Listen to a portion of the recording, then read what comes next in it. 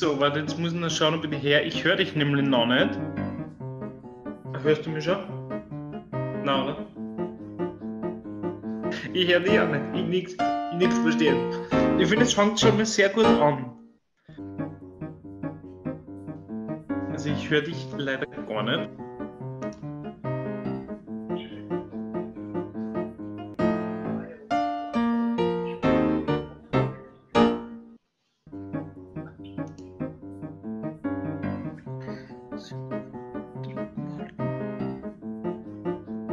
Wait, aber normalerweise funktioniert das einfach normal.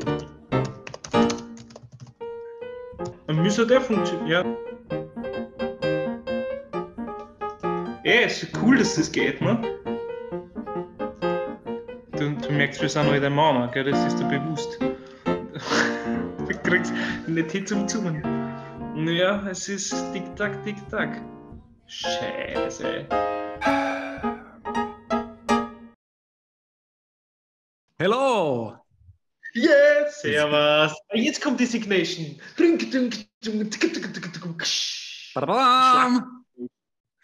Das war die Signation. Hallo, liebe Freunde von zwei Volltrotteln. We are back. Also back. Wir haben uns da jetzt getroffen auf Zoom vor einer Stunde. Es hat nichts funktioniert, weil ich Linux verwende. Ja, man merkt, dass wir schon zwei alte Männer sind und das neumonische Graffel. Wir müssen uns an dieses neue, früher hätte man gesagt, es ist ein Vlog, oder? So ein Videoblog. Heute sagt man, es ist ein Videopodcast. Ein Vlog ist etwas, was man dann regelmäßig macht eigentlich, oder?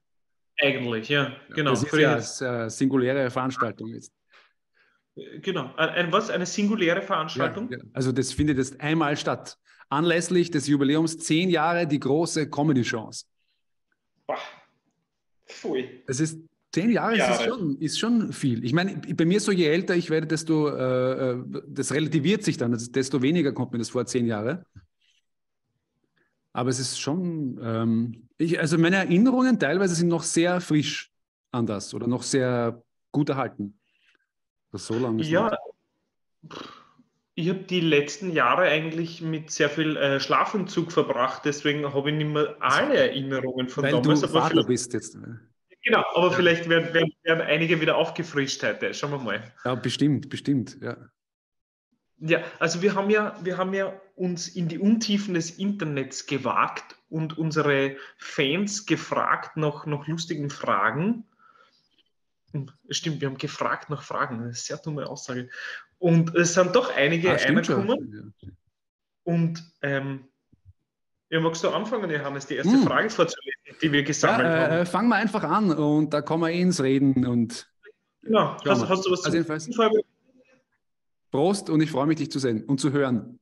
Ich freue mich auch, ja. Was trinkst du da? Wasser.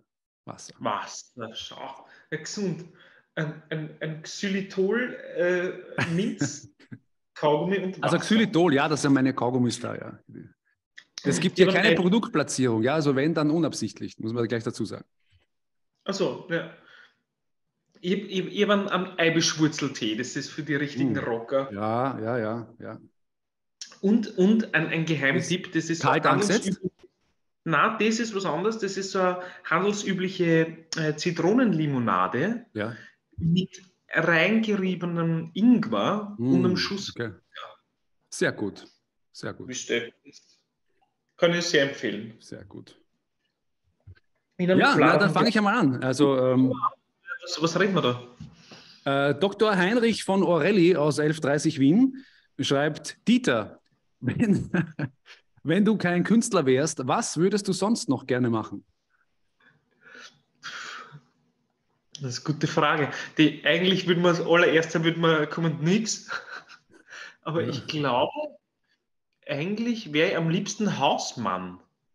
Okay.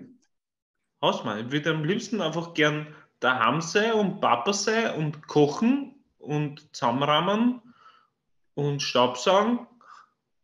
Das fände ich eigentlich am coolsten. Aber ist das nicht das, was du gerade machst? Neben deinem Beruf?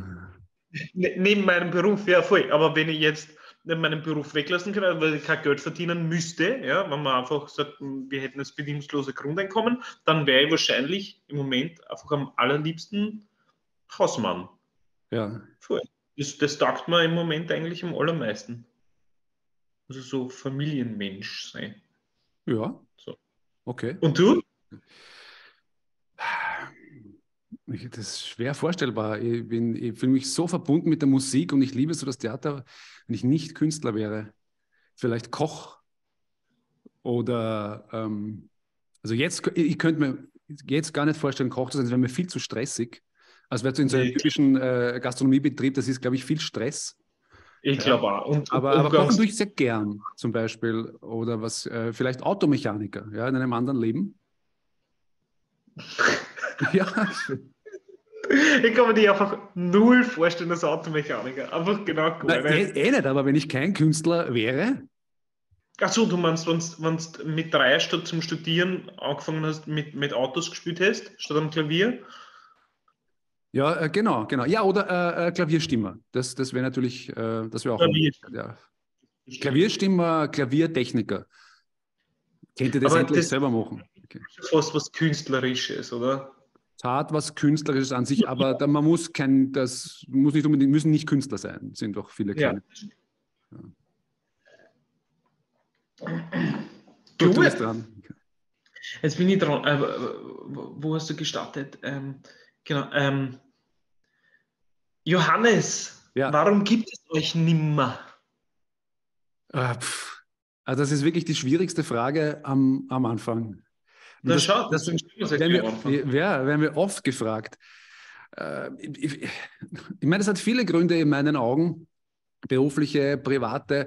Ich würde sagen, in Wirklichkeit war es ein Projekt mit einem Ablaufdatum wahrscheinlich.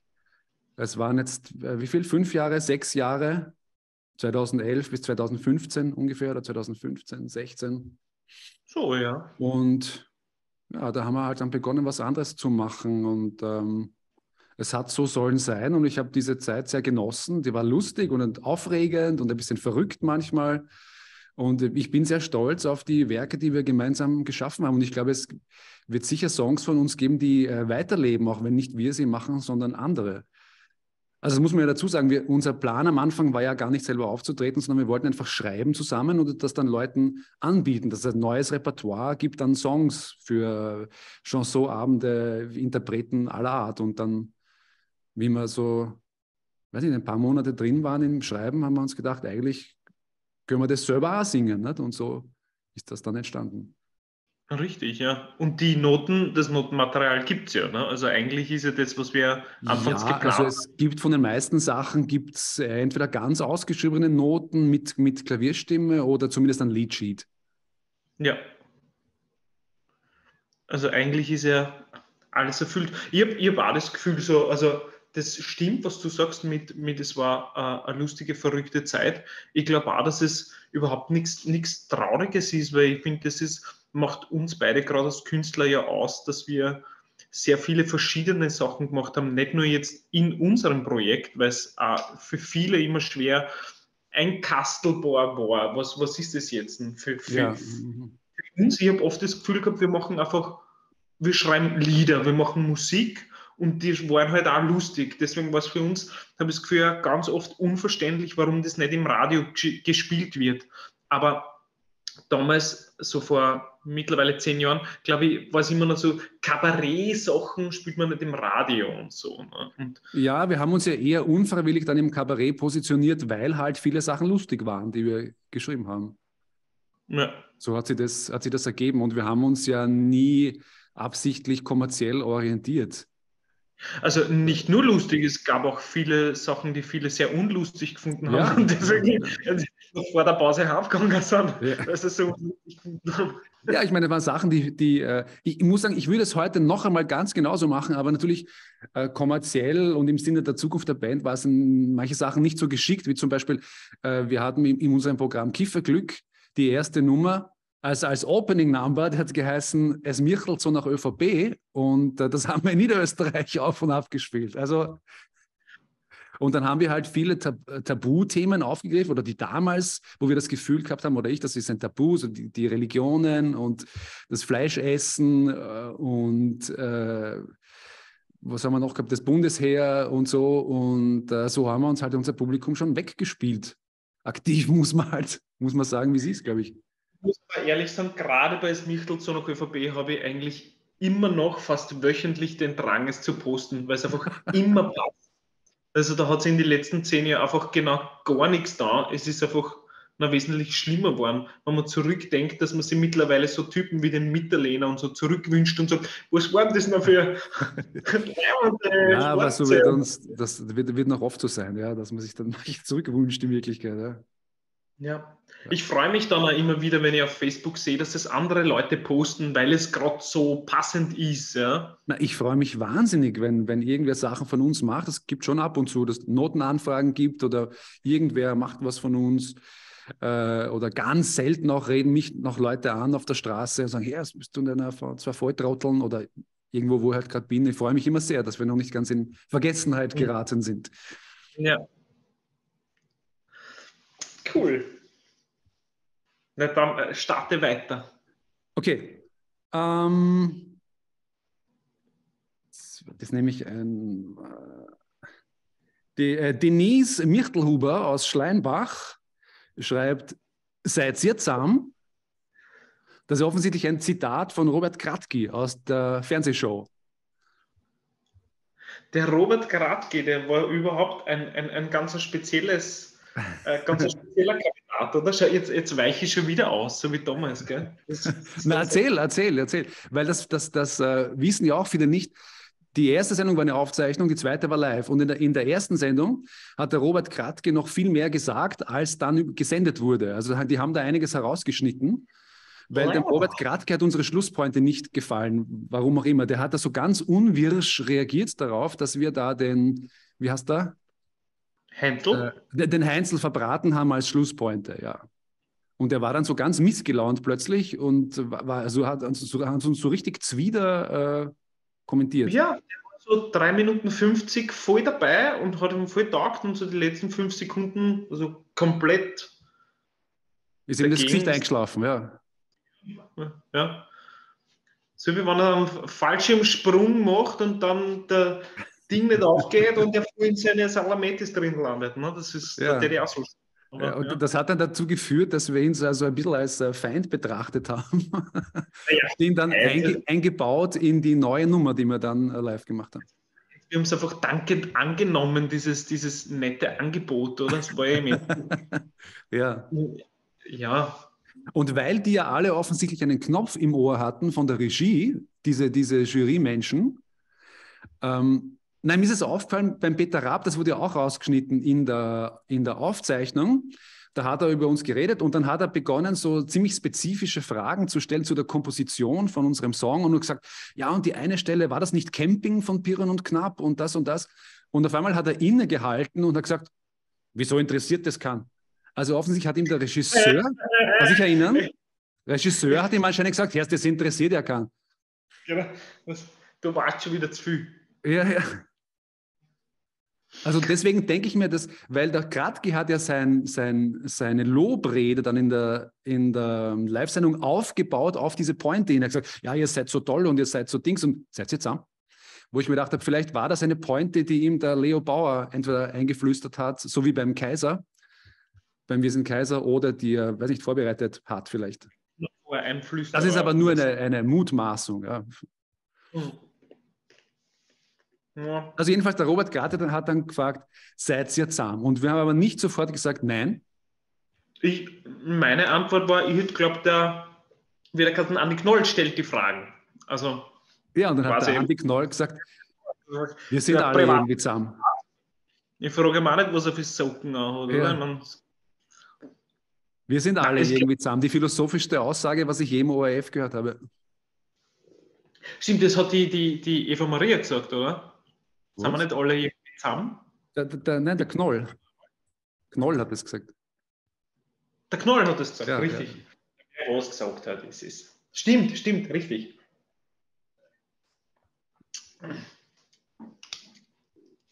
Na, was sagen wir der Denise Mirchtelhuber?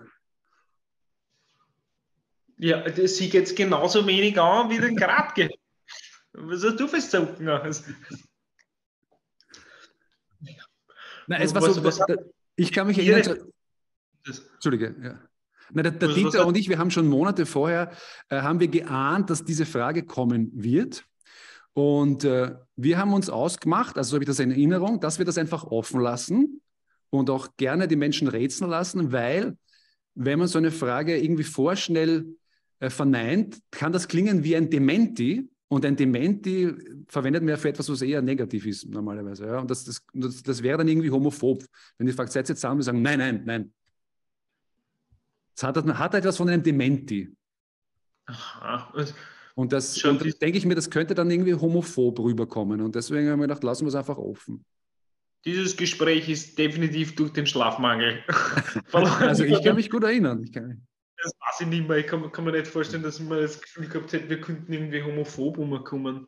Aber ich finde ganz, ganz prinzipiell, who cares, oder? Ich meine, ja, okay. Selbst wenn wir zusammen gewesen wären und wäre der Auftritt deswegen besser gewesen? Oder, also, irgendwie eine merkwürdige Frage, ja, finde ich. Gut, nächste. Ich wollte die anbraten. 10 Jahre später, jetzt verstehst. Aha. Hey, wir müssen zu mit 3. Wir müssen das klären. Vielleicht wollte er was von dir, Johannes. Der Andi? Nicht der Andi Knoll, der Robert Gradke. Also der Gradke, weiß ich nicht. Ja, vielleicht. Ich glaube schon, oder? Möglich, keine Ahnung. Ich kenne ihn nicht. Nur der ist so ein armer Sau. Gibt es denn noch eigentlich? Ich höre kein Radio. Woher soll ich das wissen? Okay, gut. Ich glaube schon. Wenn nicht, schöne Grüße. Wir haben nie irgendwas persönlich genommen. Wir haben, wie gesagt, das war ein Angebot, das wir dankend angenommen haben. Und ich finde ihn einfach super. Gut. Ich finde ihn super. Johannes, hast du Haustiere? Und wenn nein, welches hättest du gerne? Also in Niederösterreich habe ich viele. Ich habe viele Spinnen, Weberknechte, teilweise Mäuse, verschiedene Käfer, Ameisen manchmal. Das war so verschiedene Arten von Fliegen, sind meine Haustiere. Aber absichtliche Haustiere habe ich keine. Und die Mäuse, wo wohnen die bei dir? Momentan sind sie zum Glück wieder weg, aber die sind irgendwann plötzlich eingedrungen und sind dann verschwunden. Diesen Sommer war nichts, aber letztes Jahr waren viele. Okay, hast du irgendwie versucht, sie irgendwie umzuleiten, dass sie nicht bei dir sind? Oder? Ja, ich habe geschaut, dass ich die Löcher, es waren halt so ein paar Löcher zwischen so Gebälk und so, das habe ich alles verstopft und geschaut, dass ich immer die Tür zumache, wann ich rausgehe und nicht offen lasse, dass die nicht schnell rein können und so. Sie sind so herzig, oder? Na, sind Mäuse unglaublich süß. Ja, das sagst du, wenn du mal eine irgendwo siehst, aber wenn sie mehr werden, die fressen alles Mögliche an, was du gar nicht glaubst, was man anfressen kann, scheißen hin, brunzen irgendwo ins Gras. Ja. Gut, das stimmt, ja, aber ich kann jetzt nur sagen, ich habe ein paar Mäuse, die ich immer wieder besuche bei uns beim Bahnübergang da in der Nähe. Ich wohne in Hitzinger und da gibt es so eine kleine Höhle und da schauen sie immer so zu 7 oder zu 8, so ganz kleine. Ja, wenn sie nicht bei dir zu Hause wohnen, sind sie süß, ja. Das ist der kleine, feine Unterschied, ja. Ja. Aber ich habe sonst leider auch kein Haustier im Moment. Fände aber ein kleines Minischwein ganz süß. Das finde ich wirklich. Aber nichts geplant momentan? Na. Äußert dein Sohn irgendwelche Bedürfnisse nach einem Haustier? Eigentlich im Moment nicht, aber ich glaube, weil er die Möglichkeit im Moment auch nicht so sieht, weil auch seine Cousins und Cousinen, sein Cousin hat eine Katze, aber für ihn, er ist prinzipiell extrem tierlieb. Extrem. Aber ich glaube, das ist auch, weil er so vorgelebt kriegt. Alle Käfer und Dinge sind für ihn einfach ein Mysterium, das zu betrachten gibt, und er wird niemals auf die Idee kommen, irgendwie auf irgendein Insekt drauf zum Steigen oder so. Das nimmt er lieber, oder eine Schnecke hat er letztens umgekommen vom Gehsteig auf ein Blatt gesetzt und so. Also das finde ich Sehr richtig lieb, cool, dass ja. mit 4 Jahren schon so ein Bewusstsein haben kann, irgendwie, dass es dieses Leben schützenswert ist. Das finde ich richtig. Pass auf, ich habe eine Frage von der Frau Hanna Komminger aus Gradkorn. Die fragt, was darf in eurem Kühlschrank niemals fehlen? Oliven. Ah, okay. Und da muss ich leider Product Placement machen, weil, mir fallen nicht einmal die Marken jetzt ein. Wie heißen die? Nani Bleuel, glaube ich.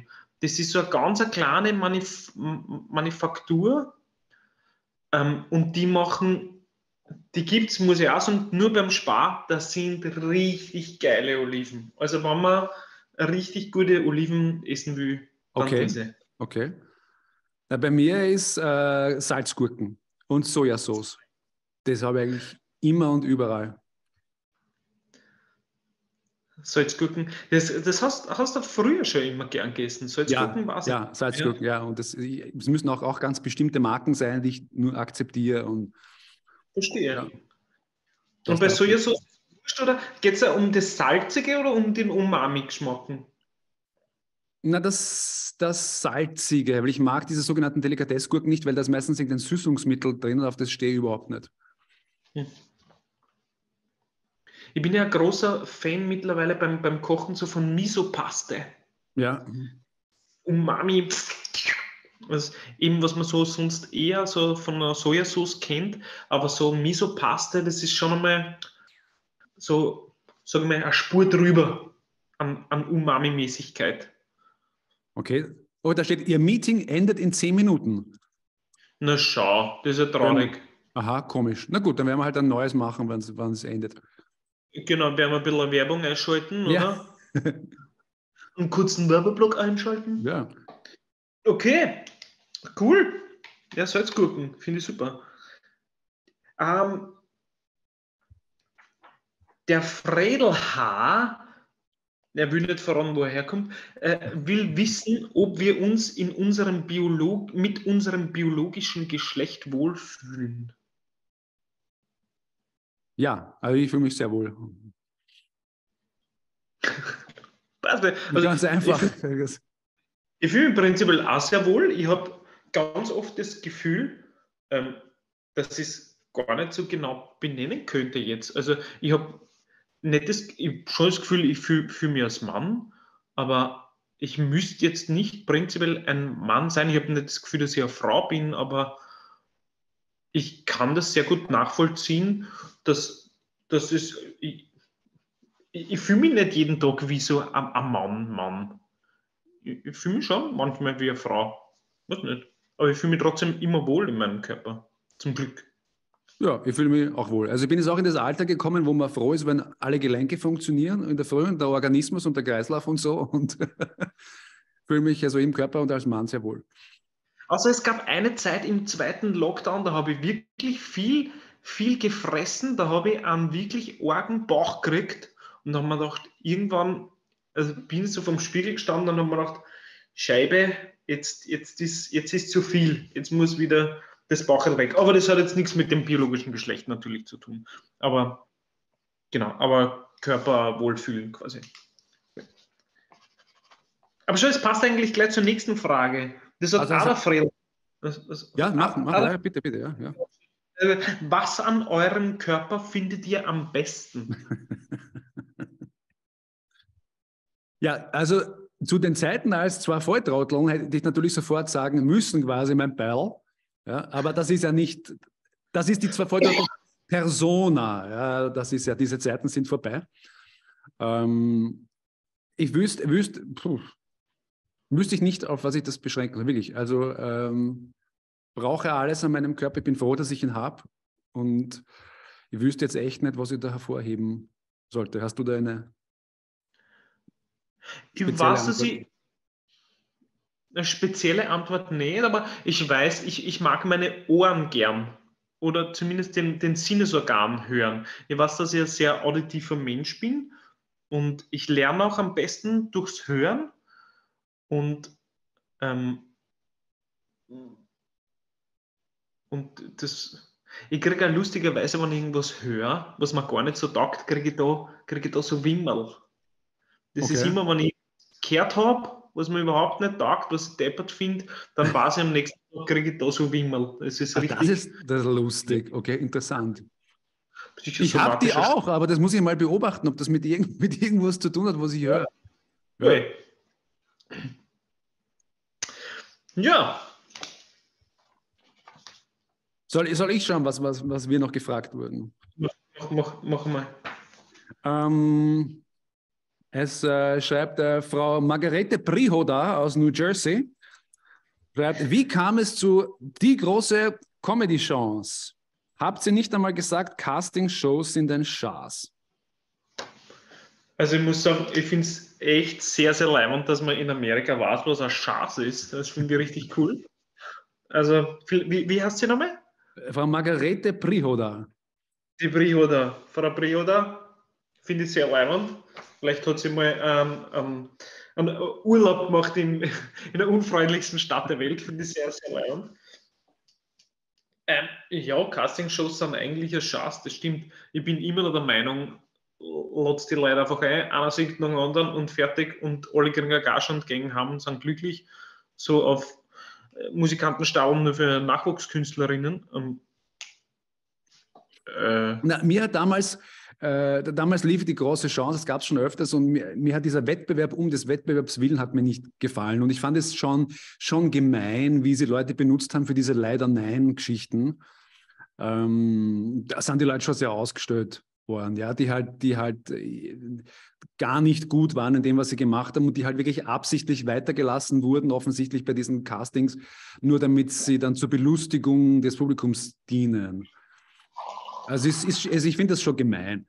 Und also ich erinnere mich so, dass uns als erstes die ORF-Redaktion kontaktiert hat, wie die anscheinend diese Sendung geplant haben. Da kam ich weiß nicht, war es ein Anruf oder ein E-Mail? Ich glaube, es war ein E-Mail. Es waren 2 oder 3 Kontaktversuche. Es war die ORF-Redaktion und die Fernsehproduktion, diese TV-Friends, die diese Show produziert haben. Die haben uns kontaktiert, weil sie anscheinend nach lustigen Leuten gesucht haben. Und ich weiß nicht, wer ihnen den Tipp gegeben hat, aber die haben sich bei uns gemeldet. Und ich war als erstes so, das machen wir nicht, weil diese Castingshows sind scheiße. Ich glaube, das haben wir relativ zeitgleich gesagt. Das war eigentlich klar, dass wir das nicht machen. Ich weiß noch, dass ich gesagt habe, ich studiere noch, ich mache nicht noch, bevor ich mit meiner Karriere anfange, meine Karriere schon hin. Weil wir auch viele kannten, die halt so eine Castingsendung gemacht haben und dann einfach verheizt worden sind. Ja, und dann einfach nicht davon profitieren konnten. Und also ich glaube, 3 oder 4 Mal haben sie uns angeschrieben. 4 Mal sogar? Das weiß ich wieder nicht mehr. Also sie haben uns kontaktiert. Und dann irgendwann, ich glaube, es war Sommer, weil es war dann im Spätsommer oder Frühherbst, ich sehe das selber wahrscheinlich, da waren wir dann bei dieser Audition. Jedenfalls hat dann ein Facebook-Freund von uns, hat dann gemeint, kam es dazu, dass wir zu der Audition gekommen sind. Das ist ja ein bisschen ein Gap dazwischen. Irgendwann hat dann ein Facebook-Freund geschrieben, so quasi so, was habt ihr zu verlieren? Macht es doch. Und dann haben wir noch einmal gesprochen und man denkt, ja, eigentlich. Genau, wir haben gesagt, wir gehen mal hin und singen vor und schauen uns den Vertrag an. Und wenn der Vertrag einfach uns nicht weiterhilft, dann machen wir es nicht. Stimmt, weil man da so Gerüchte gehört, dass dann die Teilnehmer bei so einer Sendung so arge Verträge unterschreiben, wo sie dann gebunden sind an irgendwelche Plattenfirmen oder irgendwas. Genau, und das war ja in unserem Fall wirklich relativ harmlos. Ja, überhaupt. Das war ein anderer Vertrag als der von der Großen Chance. Ich glaube, das kann man sagen, weil den von der Großen Chance, der ist einmal auf einem Fensterbrett gelegen in einem Proberaum, den habe ich mal angeschaut. Den habe ich vergessen dort nämlich. Und das war ein anderer, ganz anderer, der war viel umfangreicher. Ja, ich glaube, sie sind auch davon ausgegangen, dass sie mit den lustigen Kasperl da nichts partizipieren können, ne? Dass da was sollen sie mit denen Geld verdienen quasi. Ja. So. Sicher mit Hunden, die zwischen Reifen durchhüpfen, wesentlich mehr Geld zum Verdienen für den ORF. Ja. Anscheinend. Also man muss auch dazu sagen, es gab uns ja damals schon als Duo, als Band, als zwei Volltrotteln und wir haben auch damals gespielt schon, nur halt vor 30 Leuten. Na, Ja, Moment, unser Übertreibe allererster ich jetzt. Auftritt. Das waren vielleicht 35 damals, ich weiß nicht. Ja, der allererste war sehr gut besucht im Original Wiener Prater Kasperl, ja. So ein Doppelauftritt, bitte. Ja, stimmt, ja. Ja. Aber genau, im Endeffekt beantwortet es die Frage, wir haben uns das angeschaut und der Vertrag war wirklich in Ordnung, sodass man sagt, okay, das kann man machen und wir schauen uns das an und die wollten uns dann auch, obwohl wir gar nichts Lustiges gespielt haben bei dem allerersten Casting. Was haben wir denn dort gespielt? Stellungsbescheid. Stellungsbescheid, das habe ich schon vergessen. Ich kann mich noch erinnern, wie das dort ausgeschaut hat, weil das war im Museumsquartier und das war halt so richtige Massenaudition. Also jeder hat so ein Badge gekriegt mit einer Nummer. Ja, und du bist am Mikrofon gewesen und ich habe Gitarre gespielt. Genau, wir sind da angetanzt mit Gitarre und Cajon und haben gewartet, bis sie uns halt aufrufen das kann ich mich erinnern, da war halt so eine Kommission, eine Jury von ein paar Leuten und die waren jetzt eher underwhelmed nach unserem ersten Song, habe ich so in Erinnerung. Die waren jetzt gar nicht so beeindruckt. Ja, genau. Na, weil es zu wenig lustig war für sie. Ja. Und haben wir dann noch was Zweites gemacht? Ich glaube nicht, was das war, so ein Zap. Ja. Hey, aber ich würde sagen, schön, dass wir die Frage gestellt haben. Wir werden jetzt einmal eine kleine Werbung einschalten. Werbung, ja. Gut. Und nach der Werbung sehen wir uns wieder. Okay. Herzlich willkommen beim Trottel TV. Heute mit Herst Fuchs. Doris! Herst, was hast du uns denn mitgebracht? Heute gibt es in Trottel TV eine Weltsensation. Das Faxe Energiesparlampe-T-Shirt. Sie können es anziehen. Sie können es ausziehen. Unglaublich. Sie können es in den Händen halten. Zwischen den Beinen. Oh, das ist aber sehr praktisch. Sie können es als Lendenschutz verwenden. Oh, das muss ich gleich ausprobieren. Genau! Mit dem Faxe Energiesparlampe-T-Shirt können Sie alles machen, wo Sie es wollen, wie Sie es wollen, wann Sie es wollen und mit wem Sie es wollen. Beim Fernsehen, beim Klavierspielen, in der U-Bahn, beim Sport, beim Einkaufen, im Büro, in der Sauna, beim Karate, beim Sex. Genau, es eignet sich auch für Bondage-Spiele als Fessel und Augenbinde. Das muss ich gleich mal ausprobieren. Genau. Ich liebe das geile Faxe Energiesparlampe-T-Shirt so sehr, dass ich es nicht einmal mehr beim Sex ausziehen will. Schon wenn ich es anziehe, werde ich sofort total feucht. Mein Freund trägt jetzt beim Sex auch das Faxe Energiesparlampe-T-Shirt. Seitdem ist sein Penis noch härter und wir haben stundenlang wilden, ungehemmten Geschlechtsverkehr. Aber das war noch nicht alles. Pass einmal auf, Doris. Jetzt kommt der große Clou. Ich bin sehr gespannt. Jetzt schalten wir einmal das Licht aus. Da staunst du, Doris. Es leuchtet stundenlang durch den einzigartigen fluoreszierenden Aufdruck. Stundenlang. Unglaublich. Das T-Shirt ist verwendbar als Sesselüberzug, zum Verdecken von Energiesparlampen, als Vorhang. Sie wissen nicht, wie Sie Ihr Handy auf lautlos schalten? Wickeln Sie es einfach in das Faxe Energiesparlampe-T-Shirt und endlich ist Ruhe. Ich finde die Werbung immer noch extrem lustig. Also, wenn es mir wirklich, wirklich dreckig geht, dann schaue ich mir das an und es geht gar nicht, dass ich nicht lache. Ich finde es immer nur so deppert. Und dann denke ich mir, es ist die nächste wieder so deppert. Und ja, mir ist auch so gegangen. Also ich habe es schon lange nicht mehr angeschaut, aber jetzt zum Jubiläum habe ich reingeschaut und habe es auch sehr lustig gefunden. Ja, verständlich. Aber es gibt tatsächlich diese T-Shirts nach wie vor zu kaufen. Man schreibt einfach den Didi an. Es gibt noch alle Größen. Es gibt alle Größen. CDs und DVDs, Blu-ray von Kieferglück gibt es. Alles genau. Ja, einfach mich anschreiben und ich schicke euch das.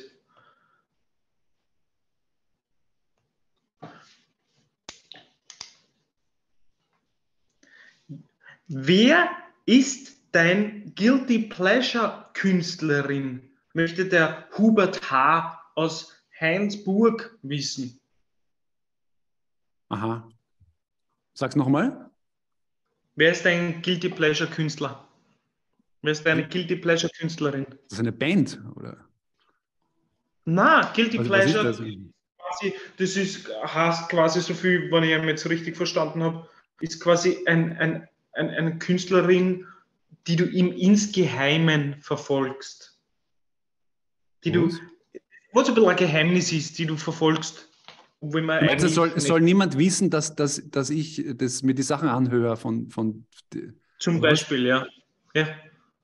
Ja, genau. Ja. Wo du im Heimlichen diese Künstlerin verfolgst. Also jetzt nicht. Weiß ich nicht. Ich verfolge auch niemanden. Das ist auch so ein komischer Ausdruck. Das gibt es erst seit dieser Instagram-Zeit und so. Ich folge jemandem und seit Facebook folge ich irgendjemandem.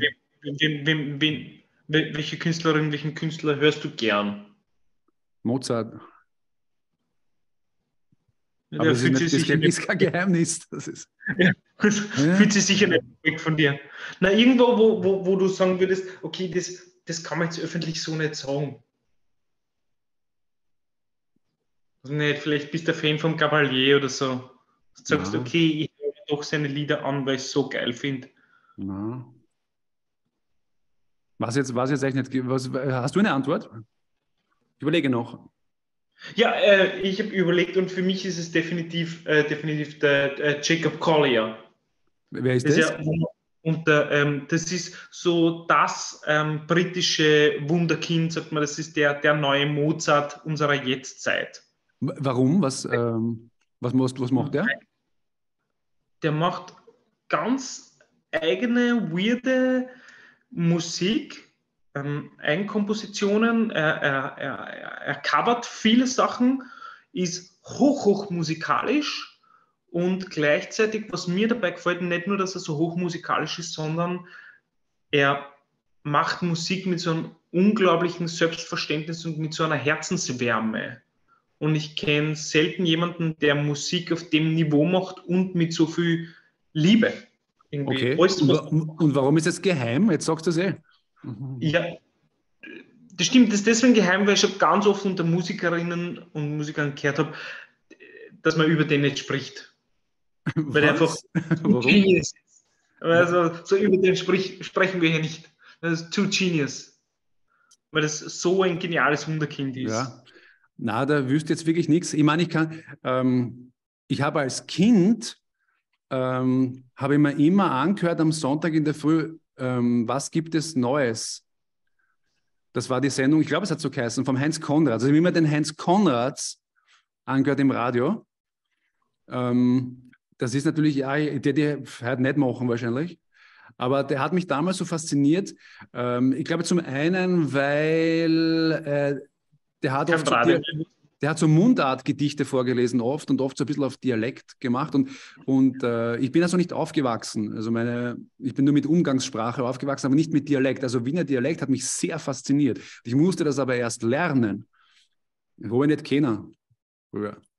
Das war neu für mich. Also es hat mich sehr fasziniert und halt auch da hat halt immer wer Klavier gespielt und ich weiß nicht, das war eine ganz andere Art von Unterhaltungsmusik, als ich es gekannt habe oder habe das halt kennengelernt, diese Operetten und Wiener Lieder und so. Hat mich irgendwie fasziniert. Nice. Na bitte, Heinz Konrad, das ist doch eine schöne Antwort. Dein Guilty Pleasure Künstler, sehr schön. Danke, Hubert, dafür. Na gut, ich mache mal weiter. Herr Aaron Zimmermann aus Amsterdam schreibt, wie war das dort bei dieser Show im ORF? Ihr wolltet wirklich nicht gewinnen? Naja, Moment. Wir sind nicht hingefahren, weil wir gesagt haben, wir wollen verlieren. Also so viel Ehrgeiz. Ja, also es ging nicht primär ums Gewinnen. Also unser Spruch war, wir gehen hin, wir singen und wir fahren wieder heim. So, und das restliche rundherum, das lassen wir denen. Ja, das ist denen in einer Show, das ist denen in einem Konzept, wo sie da ein paar ganz toll ausgedacht haben, dass da welche gewinnen müssen und welche weinen, dann verlieren daneben. Aber im Endeffekt, also wir sind sicher auch nicht hingegangen und haben uns gesagt, wir wollen verlieren. Also Nein, aber ich habe das... um da jetzt irgendwie Teil von diesem, die Guten und die nicht so Guten zu sein, sondern wir sind einfach hingegangen und haben unser Ding gemacht und fertig. Ja, das habe ich auch in Erinnerung. Wir haben also was ich da gesagt habe, das waren eigentlich, glaube ich, deine Worte, dass wir kummern, gängern. Wir kummern, singen und wir kummern, singen und gängern wieder. Ja, nein, ja, wir haben uns ausgemacht, das weiß ich noch ganz genau. Wir wollen einfach einen guten Gig spielen. Ja. Er dauert wahrscheinlich ungefähr 5 Minuten, aber wir wollen einfach einen guten Gig spielen. Und das war uns natürlich bewusst. Wenn uns da viele Leute sehen, dann wird uns das helfen, dass mehr Zuschauer in unsere Live-Shows kommen, weil die gab es ja damals schon. Also wir hatten ein Programm und wollten mit dem auftreten und das war uns klar. Egal, ob man dort jetzt 1., 3., 5., 8. wird, man erweitert das Publikum. Ja, genau. Und es ist uns zum Glück ja mehr als gut gelungen. Ja, ja. Und ja, mein Moment, wo ich mir gedacht habe, vielleicht gewinnen wir das, war nach der Generalprobe. Also den hatte ich schon. Weil das war so, ich bin ja immer misstrauisch bei den Tontechniker. Und ich kann mich erinnern, dass wie die Generalprobe war, wir waren da mit dem Volltrottelflügel und mikrofoniert und so. Das Monitoring war nicht gut in meine Ohren. Also das Monitoring hat mir überhaupt nicht gefallen und ich habe dann Sorge gehabt, dass das im Fernsehen so klingt wie in unsere Monitore und dann haben wir gedacht, das klingt aber scheiße eigentlich. Und dann habe ich gefragt halt bei diesem Team dort, ob es möglich ist, dass wir uns die Aufzeichnung von der Generalprobe anschauen, weil ich habe Sorge wegen dem Monitoring. Und zu meiner großen Überraschung haben die gesagt, ja, das könnt ihr machen. Und warst du da eigentlich dabei oder war ich da alleine? Ja. Genau, dann waren wir im Regieraum und die haben uns die Aufzeichnung von der Generalprobe vorgespielt. Und es hat so super gelungen. Ich meine, es waren alles Top-Profis dort. Überhaupt keine Frage. Und es hat auch so gut ausgeschaut. Und ich habe mir gedacht, das ist ja richtig leiwand. War richtig positivst überrascht. Und da habe ich mir dann zum ersten Mal gedacht, also, das könnte man eigentlich gewinnen. Hast du seither deine Meinung über Tontechnikerinnen irgendwie revidiert? Nein. Ich bin schon stutzig geworden bei dem Wort misstrauisch. Misstrauisch, das klingt schon nett. Nein, es gibt sehr viele Tontechniker, die also halb taub sind anscheinend und auch keinen Geschmack haben. Und ich meine, ich kenne schon gute auch, also es sind nicht alle. Ja. Und jetzt zum Beispiel auch am Cabaret Simple, jetzt, wo ich auch oft war, da gibt es sehr gute und mit denen habe ich auch sehr gut zusammengearbeitet. Aber ich meine, teilweise, glaube ich, kommt es ja auch dadurch, weil die oft ganz hinten im Saal sind und die regeln dann alles und mischen es ab für sich, die was ganz hinten sitzen. Und oft sind die Lautsprecher aber ganz vorn und wenn du ganz vorn sitzt oder in der Mitte, wirst du erschlagen vom Sound, weil es viel zu laut ist oft. Nur damit die Halbtauben das gescheit hören hinten. Also liebe Zuseherinnen, liebe Zuseher, ihr habt jetzt einen ungefähren Eindruck, also eigentlich überhaupt keinen Eindruck, aber ungefähr mal einen Plan, wie es sein kann, so einen Soundcheck mit dem Johannes zu machen. Ist, wie gesagt, misstrauisch ist sehr höflich ausgedrückt. Ja, aber weil halt auch mein Gehör ist, er meint, das ist mein Kapital. Also mein Gehör ist auch sehr empfindlich. Dann natürlich bin ich sehr empfindlich und sehr kritisch. Ja.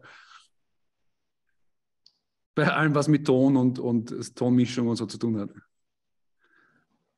Voll, ja, aber es war definitiv so, dass du das Misstrauische nie abgelegt hast, oder? Und bevor wir mal irgendwo reingekommen sind, dir einmal klar war, dass zu 99% der Mensch da hinten auf jeden Fall mal ein Vollwappler ist und sowieso taub und sowieso derisch und Ding, anstatt zu sagen, es könnte ja auch zu dem 1% sein, dass der einfach fähig ist, oder? Mit der Haltung bist du da schon mal reingegangen. Das ist richtig, ja. Aber so viel dazu. Vielleicht gehen wir gleich weiter mit, das hat nämlich nochmal der Hubert H. geschrieben. Ja. Was sind eure lebendigsten und prägendsten Erinnerungen an die große Comedy-Chance? Okay.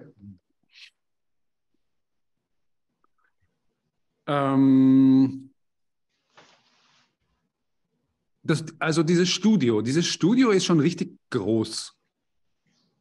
Ich meine, wahrscheinlich in Los Angeles gibt es größere Studios, aber dieses Studio, wie heißt das, Studio 1 oder Studio 2, das weiß ich nicht mehr, oder wo sie halt diese Shows aufzeichnen, das ist schon so ein richtig großer, fetter Raum. Und es spült halt alle Stickeln durch. Dort haben sie also Scheinwerfer noch und nöcher und dort können sie alles hinbauen und einrichten, wie sie wollen. Und das hat mich schon sehr beeindruckt. Okay. Hoch auch, ja.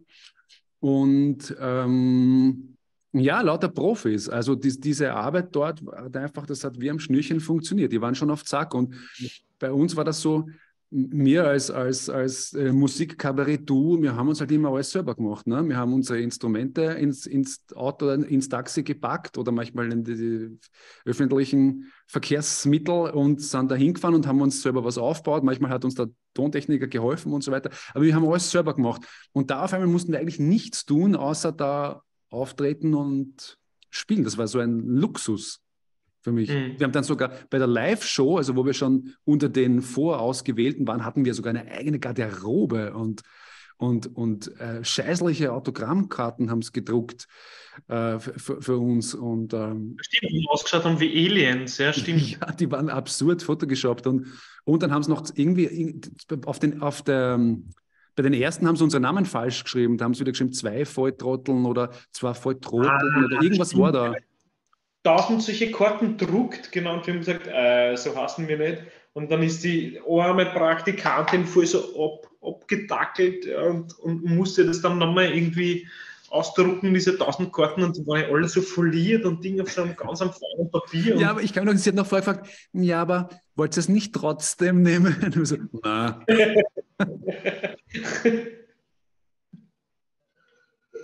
Ja, die haben die Autogrammkarten 2-mal gedruckt. Ja. Wir haben eigentlich nie irgendwas mit denen gemacht, oder? Vielleicht ein paar haben wir mal verteilt. Ja, wir haben halt auch scheiße ausgeschaut. Ich habe halt auch einfach ausgeschaut wie Alien.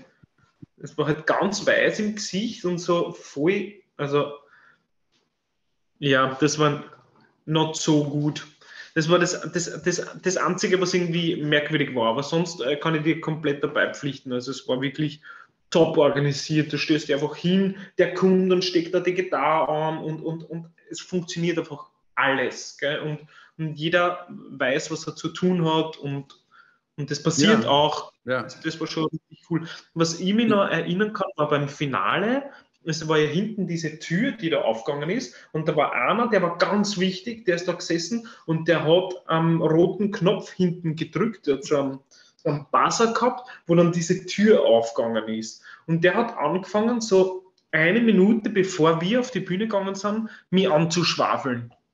Und der war komplettest betrunken. Und hat angefangen, ey, ist ja schon sehr lustig. Und dann habe ich schon versucht, so ein bisschen wegzugehen, weil ich mich doch ein bisschen konzentrieren wollte. Und dann ist er mir so nach, und der hat so eine unglaubliche Fahne gehabt, dass ich plötzlich voll Kopfweh gehabt habe. Also mir ist richtig schlecht geworden. Ja. Das war sicher gepaart dann mit der Aufregung und mit dem Adrenalin und dann diese unglaublich, wirklich arge Wolke. Und ich habe mir gedacht, ich speibe da jetzt hin, weil es war so grauslich, mir war so schlecht.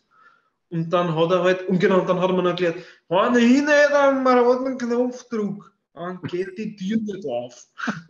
Ja, stimmt, ja, das hat vollkommen recht. Und der hat dann aber auf den Knopf gedrückt und dann ging die Tür auf und dann sind wir raus und dann haben wir das gespielt. Und es war, obwohl es ein sehr kurzer Auftritt war, fand ich es trotzdem körperlich eigentlich voll anstrengend, weil wir sind da, ich bin also von der Bühne runtergekupft. Und wir stimmt, das war anstrengend, ja.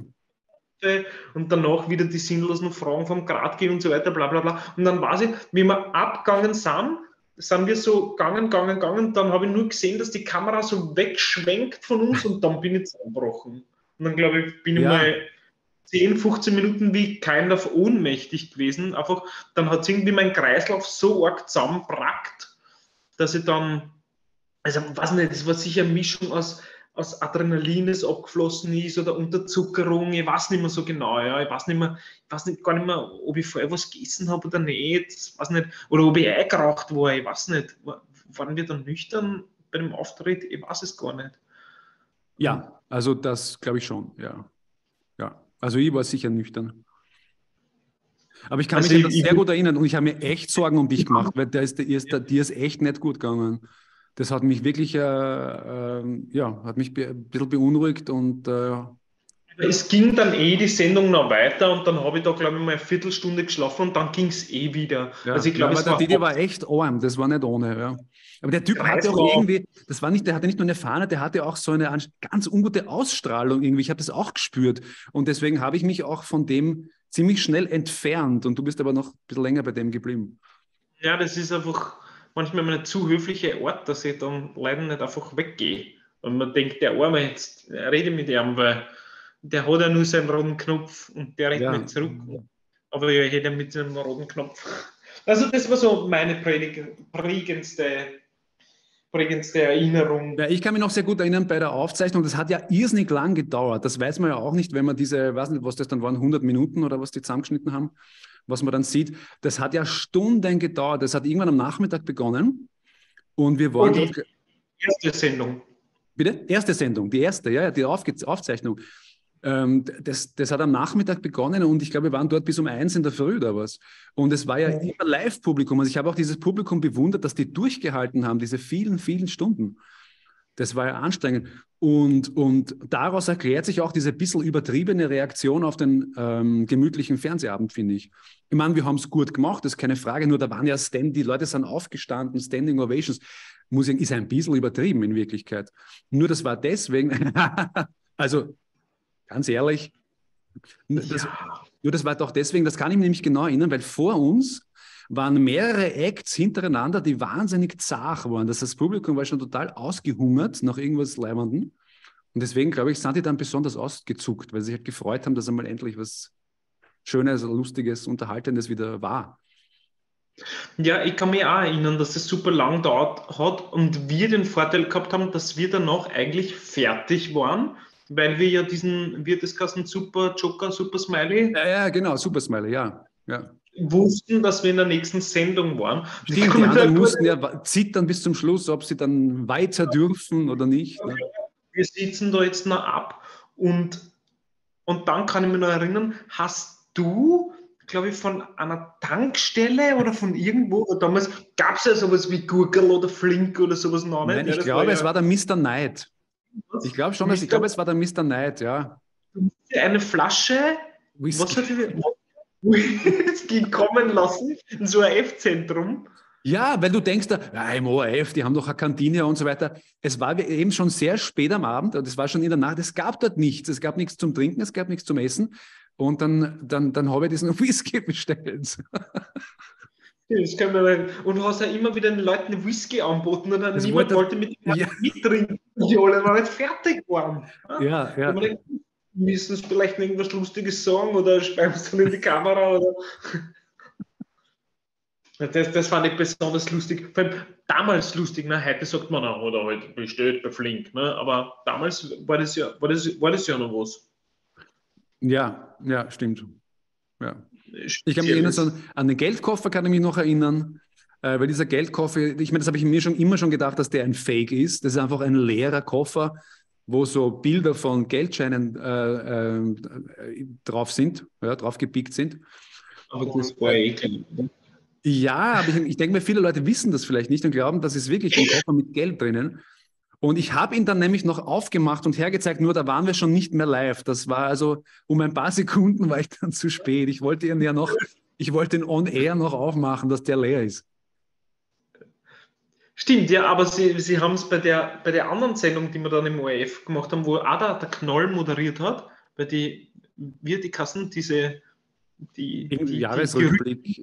Jahresrückblick-Show, da hat er uns ja ganz kurz gefragt, ob Sie schon überwiesen haben. Also ich glaube, da haben Sie 2 oder 3 Tage vorher überwiesen.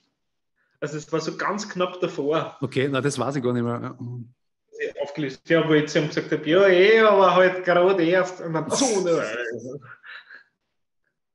Weird. Ja, und man hat halt dann gesehen im Schnitt, wie viel bearbeitet wird halt bei solchen Shows und das, weil wir haben ja mitgekriegt, in welcher zeitlichen Abfolge zum Beispiel diese Juroren was gesagt haben. Und dann in der fertigen Fassung von der aufgezeichneten Sendung ist das teilweise in einer ganz anderen Reihenfolge. Also die tun das die tun sich das zusammenschneiden, wie es wollen. Und da kann man schon einiges manipulieren und dann auch ein bisschen anders darstellen, je nachdem, was man zeigt und was man weglässt und die Reihenfolge. Es ist halt einfach eine Show. Ne? Es hat nichts damit zu tun, dass es jetzt darum geht, dass die Leute möglichst gut aussteigen, sondern es soll ja eine Unterhaltungssendung sein. Also das verstehe ich schon. Wenn ich jetzt diese Sendung machen würde, würde ich wahrscheinlich genauso agieren. Und was mir aufgefallen ist, bei unserem ersten Auftritt in der aufgezeichneten Sendung, das wurde ja auch sogar erwähnt, ich glaube von der Uli Beimbold und von anderen, dass wir waren sehr synchron. Also das haben wir wirklich gut gemacht und teilweise waren wir unbewusst synchron. Wir haben teilweise so Bewegungen gemacht und so Blicke gemacht, was nicht abgesprochen war, die wir aber vollkommen synchron gemacht haben beide. Ja, ich glaube, wenn du so eine Nummer spielst, dann musst du es natürlich auch sehr oft üben und das haben wir definitiv gemacht. Wir haben die Nummer schon sehr, sehr oft miteinander gespielt und ich glaube, dadurch, dass wir prinzipiell die Nummern, die wir miteinander gemacht haben, waren schon sehr gut geübt. Ich glaube, wenn du die so zusammenschwingst und zusammenspielst, wirst du ja eins. Und ja, ich glaube, also wir waren damals wirklich gut aufeinander eingespielt. Ja. Es war Volltrottel ein Gedanke, hast du oft gesagt. Ja. Also das habe ich auch das Gefühl gehabt. Aber ich glaube nicht, dass das einfach so passiert ist, sondern deswegen, weil wir wirklich hart an den Sachen, also nicht hart im Sinne von aber wir haben wirklich konsequent an den Sachen gearbeitet. Und erst dann lassen wir wirklich jede Silbe und bei jedem Dialekt, jede Form von, wie spreche ich das A jetzt? Wir haben stundenlang diskutiert, sprichst du das A in dem jetzt ein bisschen wienerischer oder ein bisschen weinviertlerischer und wann weinviertlerischer, ein bisschen nördlicher oder ein bisschen mehr wolkersdorferischer und Ding. Also da haben wir ja wirklich Stunden mit solchen semantischen Themen uns beschäftigt und ich denke mal heute immer noch zu Recht, weil ich finde, das ist, wenn man sich die Sachen anhört, finde ich, hört man es einfach so, dass das kam nicht von irgendwoher, dass es so gut war. Und ich weiß, es klingt vielleicht jetzt ein bisschen präpotent, aber ich finde schon, nein, das ist völlig recht. Diese Liebe zum Detail hat sich ausgezahlt und diese Arbeit, ja, das ist richtig, ja. Stimmt. Und auf der anderen Seite auch wieder cool, dass es dann einfach so wirkt, dass wird das halt so dahin fließen und die zwei haben sich halt verstanden und Ding voll, ja, aber es war halt einfach wirklich diese detailgenaue Arbeit an jedem Ton, an jeder Phrase, jeder Silbe und an jedem einzelnen Vokal, wo wir halt bis aufs Bitterste uns da ausgetauscht haben. Das stimmt, da waren wir sehr kritisch mit uns selber. Ja. Hast du eine Frage? Ja. Die Cornelia Q, ich habe keine Ahnung, was für einen Nachnamen es mit dem Buchstaben Q gibt, aber die Cornelia Also Q wie Q, okay. Ja, wie QAnon, genau, möchte wissen, wie seid ihr auf das Lied mit dem Kratki gekommen? Ja, das haben wir ja teilweise schon ein bisschen erklärt, ne, wie das mit dem Kratki war. Ich kann mich erinnern, wir wollten ja eigentlich, also wie wir dann gewusst haben, also wir werden in der zweiten Sendung auch teilnehmen, in der Live-Sendung, wir wollten eigentlich warte mal, haben wir es schon gewusst? Nein, ich glaube, es war so, wir haben überlegt, was machen wir? Wir wollten etwas ganz Neues machen, was einmal schon sehr ambitioniert war. Eine Uraufführung live im Fernsehen. Und dann waren wir spazieren, wir haben damals im 9. gewohnt in einer WG und wir sind irgendwie beim AKH vorbeigekommen und haben uns gedacht, na spazieren wir durchs AKH. Und dann war vor dem, wenn wir beim AKH... Sehr widerwillig, du wolltest durchs AKH. Ich wollte? Ja, du wolltest. Okay. Ich mag nicht so die Kranken, weiß ich noch, ja. Und da war, wenn man vorn reingeht beim AKH, also beim Gürtel, da ist so eine Gedenktafel an den Patienten Ombudsmann Dr. Pickel. Und der Dr. Pickel, ich weiß nicht, wie das im Detail funktioniert hat, aber hat uns inspiriert zu dem Lied Das Wimmerl. Und dann haben wir uns eine Geschichte ausgedacht, halt wie das ist, wenn jemand ein Wimmerl hat und dann geht er zum Arzt und der Arzt verschreibt ihm eine Creme und von der Creme kriegt er dann wieder einen Ausschlag und gegen den Ausschlag kriegt er Tabletten und dann, also das ist so, setzt sich dann fort die Geschichte bis zum Tod des Patienten und er ist eine schöne Leiche, aber hat natürlich immer noch das Wimmerl. Also es war so eine Kritik an der Medizin und der Pharmaindustrie auf eine sehr, sehr, sehr lustige Weise. Nur, ich kann mich dann, wir sahen dann irgendwann an einem bestimmten Punkt, sind wir einfach nicht weitergekommen mit dem Lied, weil das schwieriger war, als wir gedacht haben.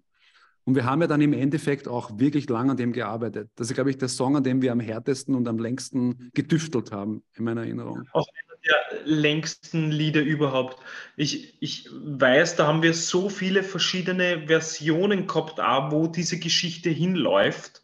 Und das ist auch eine große Ausnahme beim Songwriting von uns gewesen, weil wir normalerweise immer vorher gewusst haben, das ist die Geschichte, das ist der Rahmen, das wollen wir sagen und uns so quasi durchgekämpft haben und geschaut haben, wie können wir das in eine Form pressen.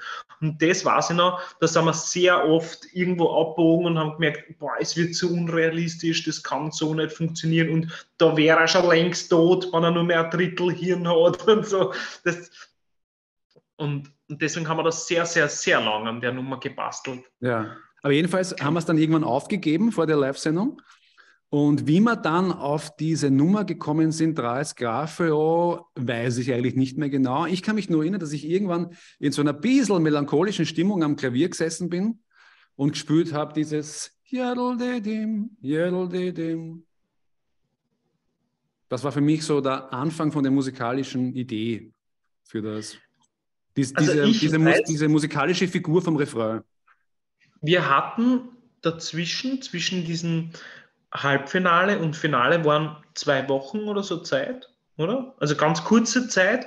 Und wir hatten dazwischen einen Auftritt in Vorarlberg oder Tirol. Und ich weiß, wir sind im Zug gesessen und haben die ganze Zugfahrt hin und zurück damit verbracht, an dem Lied zu arbeiten. Okay, das weiß ich nicht mehr.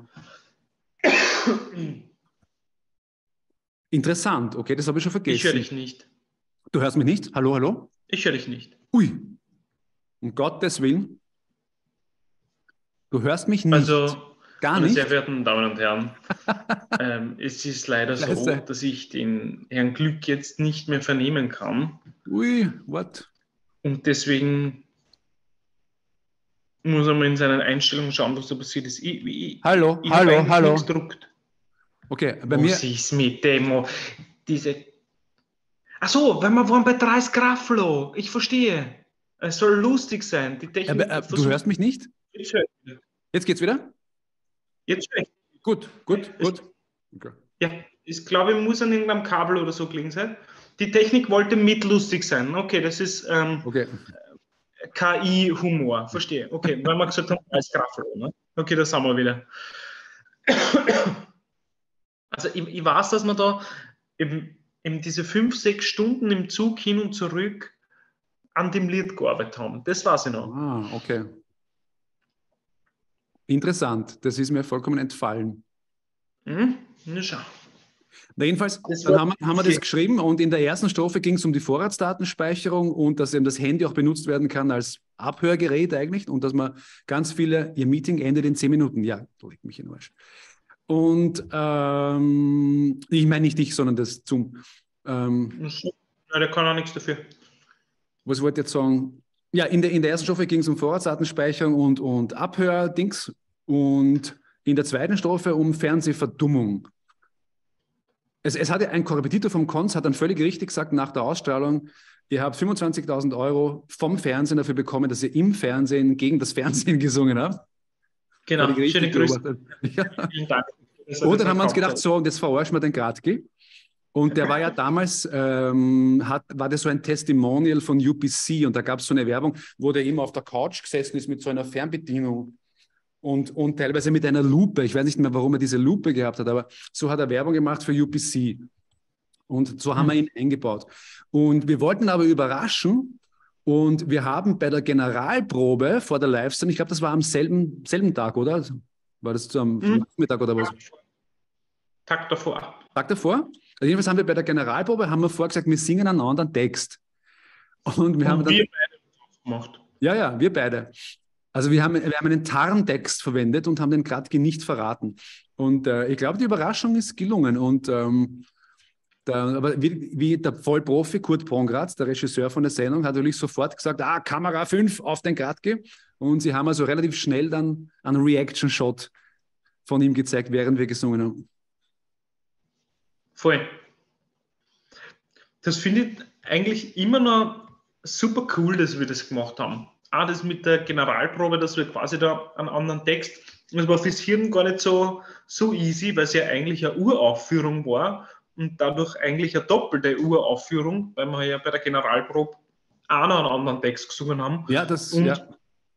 Ich glaube, es wäre auch nochmal was anderes, wenn wir es nur gesungen hätten, aber diese Ebene mit, die Instrumente mit dazu zu spielen. Und das unterschätzt man ganz oft, dass es eigentlich doch noch so fürs Hirn Ja. eine eigene Ebene ist. War das schon eine richtig coole Challenge, die Ja. wir uns so gestellt haben.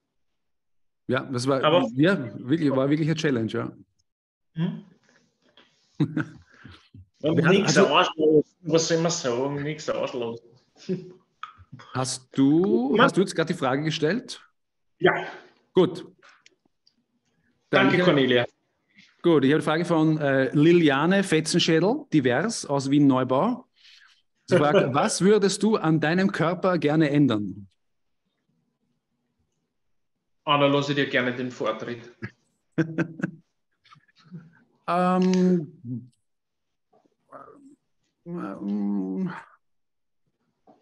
Am Körper ändern? Nein, ich möchte nichts am Körper ändern. Ich bin ein bisschen zugelegt wieder, ein paar Kilo zu viel, aber das ist ja jetzt nicht, das kann ja auch wieder weg. Also es ist nicht unbedingt so der Körper, ein bisschen ein Schwimmreifen, aber sonst möchte ich eigentlich nichts ändern.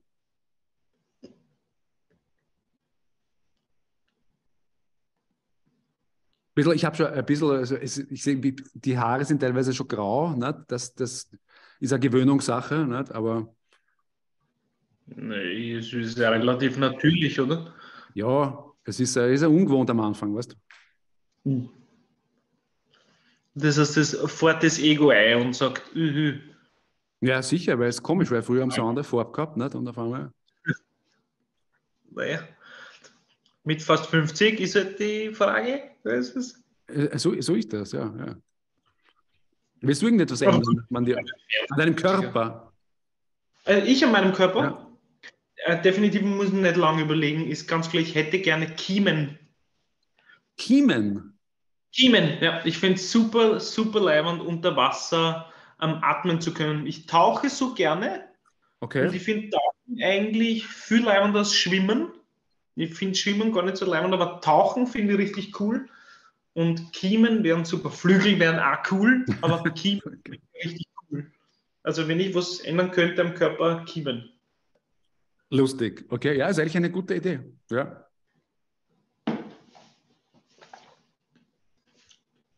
Was haben wir noch zum Sagen? Ja, das ist eine sehr, sehr schöne Frage. Die Helga H. aus Hinterkigeritz-Botschen fragt, verwendet ihr beim Schreiben das Gender-Sternchen? Ja, lieber Helga, nein, ich verwende nie Sternchen beim Schreiben. Johannes seit 15 Jahren und ich kenne diesen Blick schon. Das gefällt mir. Gefällt mir das. Du hast alles verraten. Das ist sehr schön. Nein, ich verwende keine Sternchen beim Schreiben. Und kannst du das auch begründen? Ich finde diese Sternchen komisch. Ich mache es so, wenn mir in dem, was ich schreibe, ein Wort unterkommt, wo ich beide Geschlechter angeben will, weil es sie auch gibt, einfach, dann schreibe ich es entweder aus, also zum Beispiel, weiß nicht, Bäcker und Bäckerinnen oder Bäckerinnen und Bäcker. Meistens als Gentleman die Bäckerinnen zuerst. Und, oder ich mache es mit diesem großen I. Das finde ich auch finde ich zum Schreiben auch praktisch. Sternchen habe ich eigentlich noch nie verwendet. Mhm. Ja, aber das Binnen-I inkludiert ja divers nicht, ne? Das ist mir eigentlich.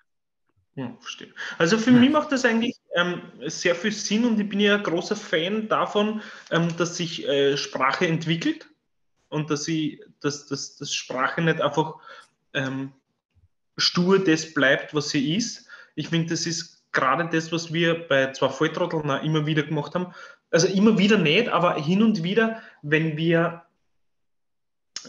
keinen passenden Reim gefunden haben, haben wir versucht, irgendwie Worte zu erfinden, die es geben könnte und das auch leibend klingt. Mir fällt jetzt leider gerade kein Beispiel, aber ich glaube, in Maria Johanna haben wir einmal irgendein Wort, irgend so einen Ausruf verwendet, wie auch immer. Auf jeden Fall finde ich prinzipiell die Idee,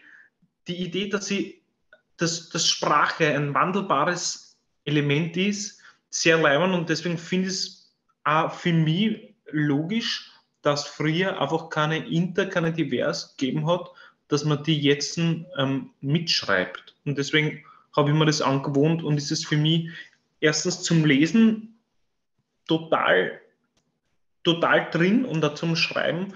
Ich merke, dass man es beim Sprechen merke, dass ich es öfter nicht mache, aus Flüchtigkeit. Aber ich finde es auch cool, dass man es da mittlerweile angewohnt hat, das Gendern. Und das Gender-Sternchen finde ich ja irgendwie süß. Mir gefällt es. Also vielen wir Dank, haben jetzt Helga. noch 2 Minuten 27 vor der nächsten Werbeunterbrechung. Sollen wir noch eine Frage, eine streuen und dann Ja, ich streue noch eine ein.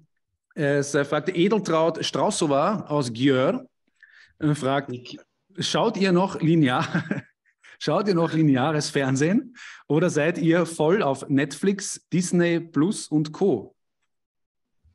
Da schau, sie hat Prime Video ganz vergessen. Also lineares Fernsehen schaue ich ganz, ich schaue prinzipiell sehr wenig fern, aber lineares Fernsehen schaue ich ganz wenig. Gerade mal, wenn Sport rennt. Bei Sport schon, weil das macht für mich keinen Sinn, wenn ich weiß, wie das Rennen ausgegangen ist, dass man dann noch ein Rennen ausschaut, zum Beispiel Formel 1 Rennen oder ein Fußballmatch. Aber sonst selten. Ich habe mir gemeinsam mit meiner Frau angeschaut, die Serie The Taste. Das haben wir linear geschaut. Und obwohl es eine sehr omnivore Sendung ist, und sehr viel mit Fleisch gekocht wird, finden wir die Sendung beide trotzdem sehr leibend. Erstens gibt es immer wieder super vegane Challenges und zweitens kochen die wirklich coole Sachen und die Geschmäcker, wie sie die miteinander kombinieren und wie sie es dann schön aufbauen und so. Das hat uns schon zu sehr vielen coolen Sachen inspiriert. Okay. Und prinzipiell finden die Gedanken ja ohnehin leibend, irgendwas herkömmliches, omnivores zu veganisieren. Und deswegen, ich sage geschwind, wir haben jetzt nur mal ein paar Sekunden vor der Werbung. Ich habe nicht einmal einen Fernseher. Ja, habe ich nicht. Schau, bei mir hat sich nichts geändert. Ich schaue nach wie vor, wenn ich schaue, Snooker oder Formel 1. Und für Snooker habe ich so ein Eurosport-Abo. Schau, nur bitte. Also auch für Sport quasi. Ja. Dann würde ich sagen, schauen wir uns jetzt noch mal ein bisschen Werbung an, weil es so cool ist. Okay. Und ich freue mich auch schon auf die Werbung. Bis gleich.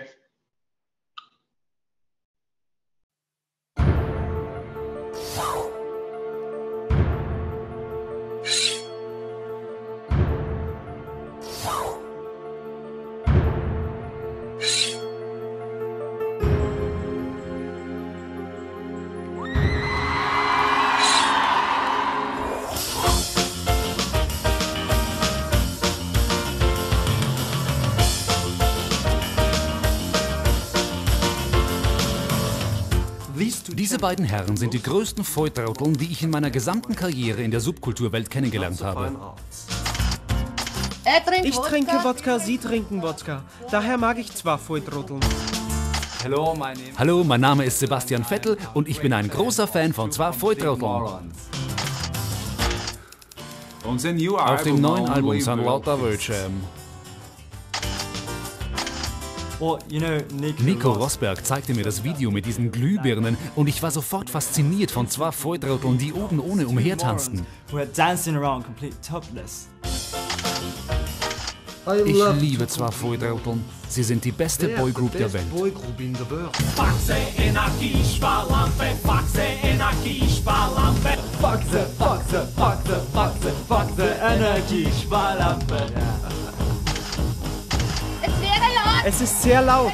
Wenn ich Musik von 2 Volltrotteln auflege, muss ich immer sehr viel Wodka trinken. So halte ich es besser aus.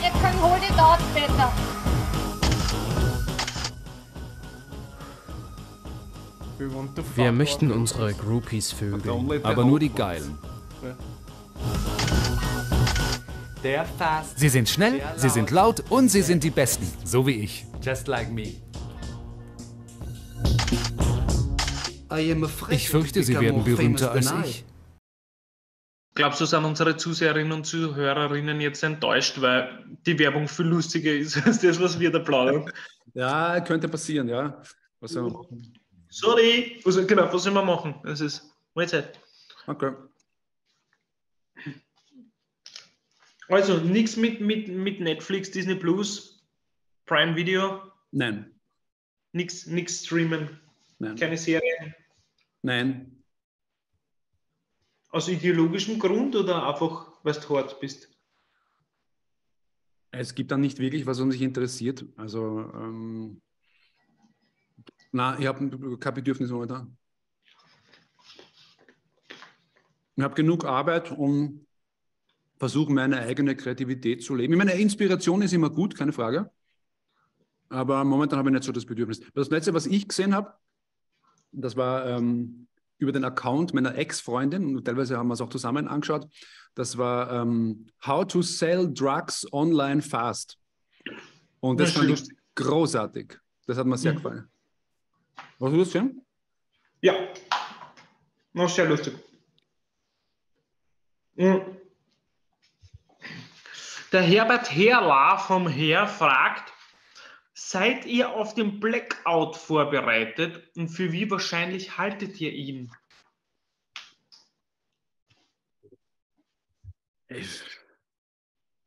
Keine Ahnung, ich meine, das kann theoretisch immer passieren, ja. Es ist so ein Thing geworden, es ist so ein Thema geworden in den Massenmedien, also in allen Medien eigentlich. Aber in Wirklichkeit schon seit 2 Jahren. Also, und ja, ich bin vorbereitet. Also ich habe genügend Kerzen zu Hause und ein paar Backel Reis und so. Ja, von mir aus kann er kommen, da kann man halt nicht telefonieren, solange der Blackout ist und alle möglichen Sachen. Aber ja, es ist jetzt für mich kein... Also angekündigte Katastrophen finden nicht statt, ist meine Meinung. Also ich habe auch das Gefühl, dass die Wahrscheinlichkeit ist, dass ein Blackout passiert, heute für sehr, sehr gering. Ich glaube, dass es da wirklich tolle Konzepte gibt, dass es, wenn auch wirklich sehr, sehr kurz ist, und ich habe eigentlich kaum jetzt irgendwie die Panik, dass das passieren könnte. Ich bin aber trotzdem komplett vorbereitet drauf. Aber Alaja, also komplett vorbereitet, ja. Also ich habe jetzt keinen Sprit irgendwie im Keller, aber definitiv genug Essensvorräte, zum Beispiel, dass man sicher 2 Wochen ohne Strom, Gas oder sonst irgendwas zu dritt nicht verhungern würden.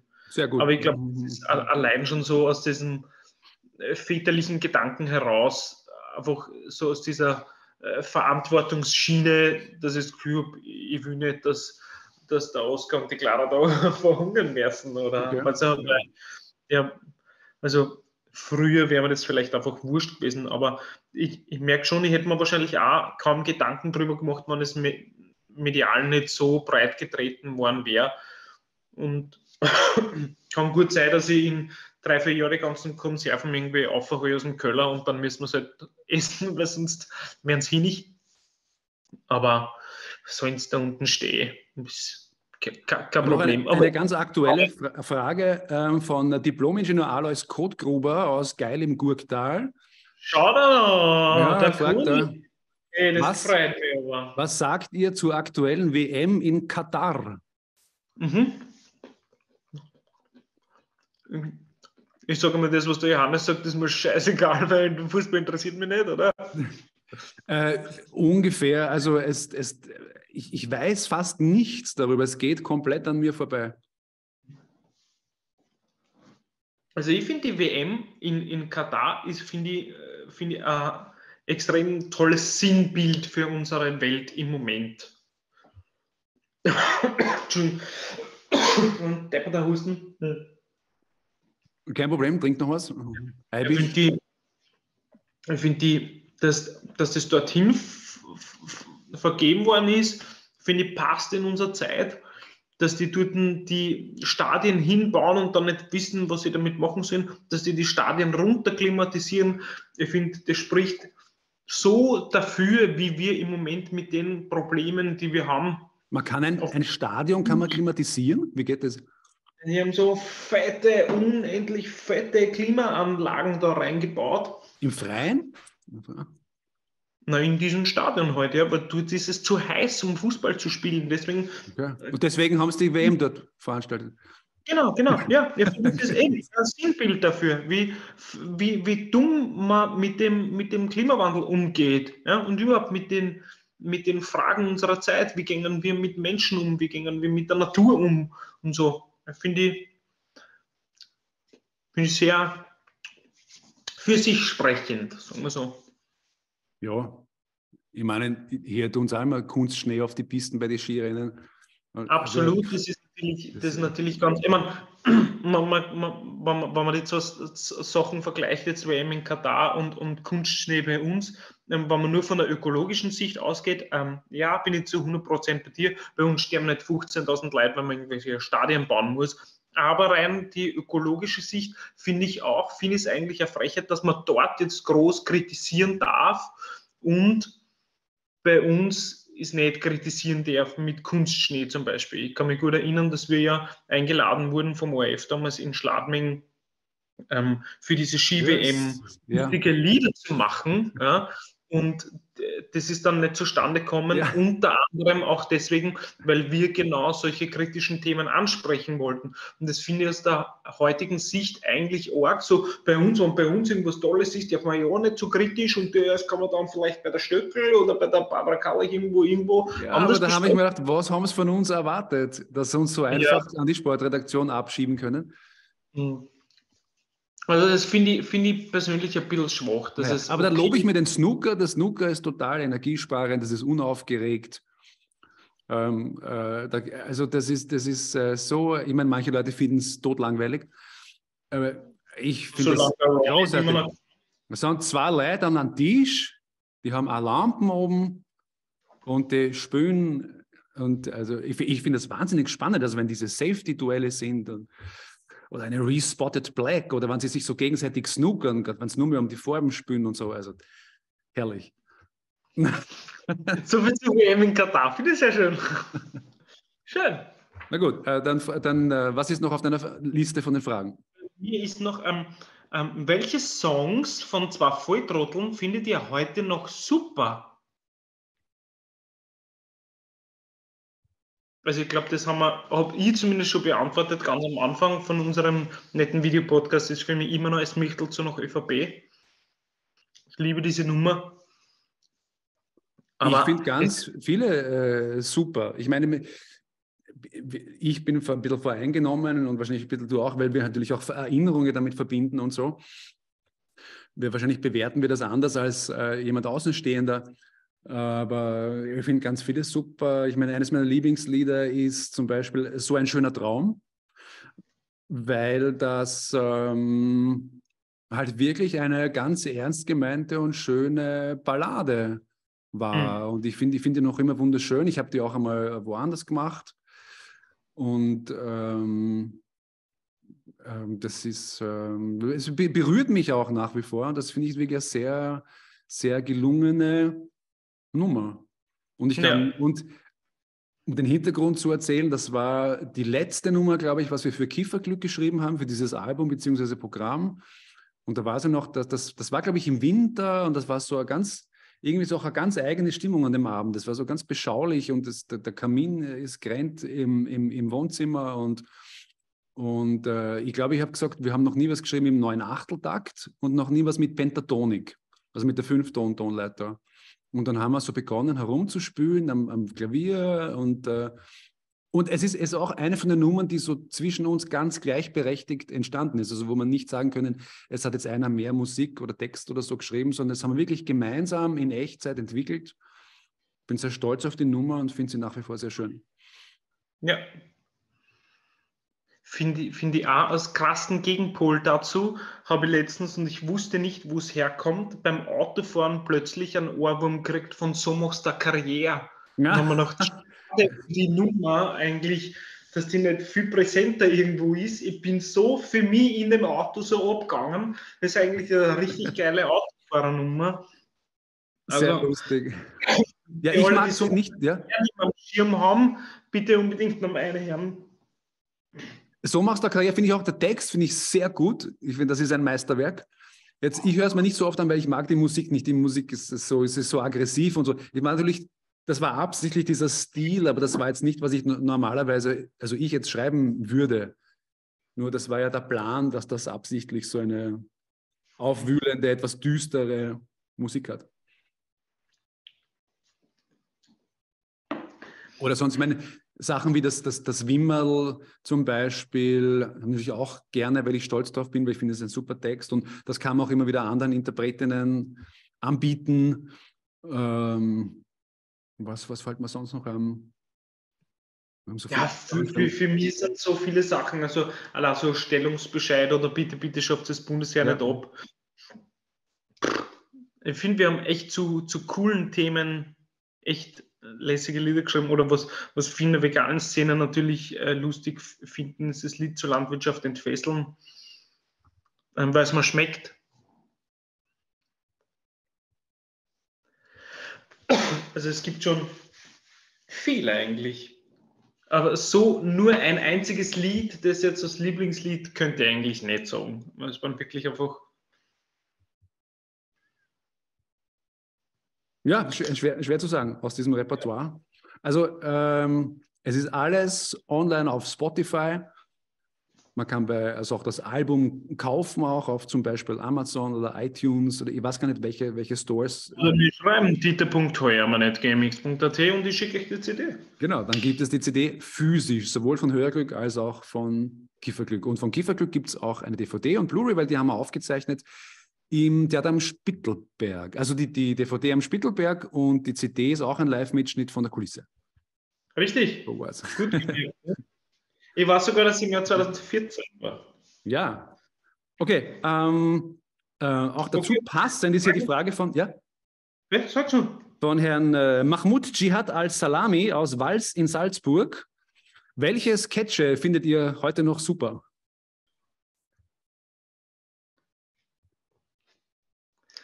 Ja, Mahmoud, das ist schwer zu... Welches ich glaube alle.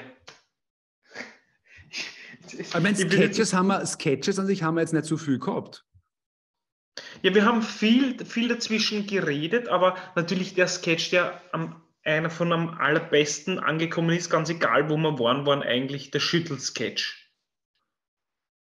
Der Schüttelsketch. Ja, das war sehr lustig. Das war so ein richtiger Sketch. Ich glaube, das war aber so einer der ganz wenigen ausdrücklichen Sketches, was wir gespielt haben als Sketch. Oh, wir haben auch noch die Kochshow von Undi und Ulex gehabt. Ja, Sketch. Ja, aber sonst. Kurt Gruber und wie hat der Jungbauer geheißen? Fleischhacker. Fleischhacker, danke. Das war auch eine reine Sketch-Geschichte eigentlich. Ja, also für mich ist auch der Schüttelsketch irgendwie so der Höhepunkt, den, glaube ich, könnte man auch gut nachspielen und ich finde ihn noch immer sehr, sehr lustig. Eine völlig billige Idee und inspiriert von Kentucky Schreit Ficken, damals von RTL Samstagnacht. Und hat immer sehr Spaß gemacht zum Spielen und es war für uns immer eine Erholung zwischen den Songs. Ich habe auch nach zwei Volltrotteln noch 2 weitere Schüttelsketche geschrieben. Okay. Und also das funktioniert einfach. Also das ist einfach saulustig. Es ist zum Schreiben, dauert es natürlich irrsinnig lang und muss man da viel sie mit Worten spielen und das ist nichts, was du in einer Nacht schreibst, das dauert einfach. Und sie dieses Spielen mit, okay, da will ich hin, was brauche ich für ein zweites Wort, um das durchzuschütteln, aber es macht so viel Spaß und auch die anderen 2 Sketche, die sind super gut angekommen. Also, na gut, was hast aber du? Ich finde, der Schüttelsketch, das ist mir schon aufgefallen, den haben wir nie auf YouTube gestellt, Johannes. Ja, mach es. Ja, machen. Ja. Soll es aus DVD rausgelassen und machen? Also, bitte darum. Mach ich. Also kann auch der Herr Mahmoud Dschihad Al-Salami aus Walsee in Salzburg wird sich auch freuen. Ja, bitte, Herr Mahmoud, wir werden das machen. Gleich nach dem oder vor dem Podcast, schon mal, wer schneller ist, werden wir das auf YouTube pfeffern. Finde ich gut. Johannes, was bringt dich immer zum Lachen?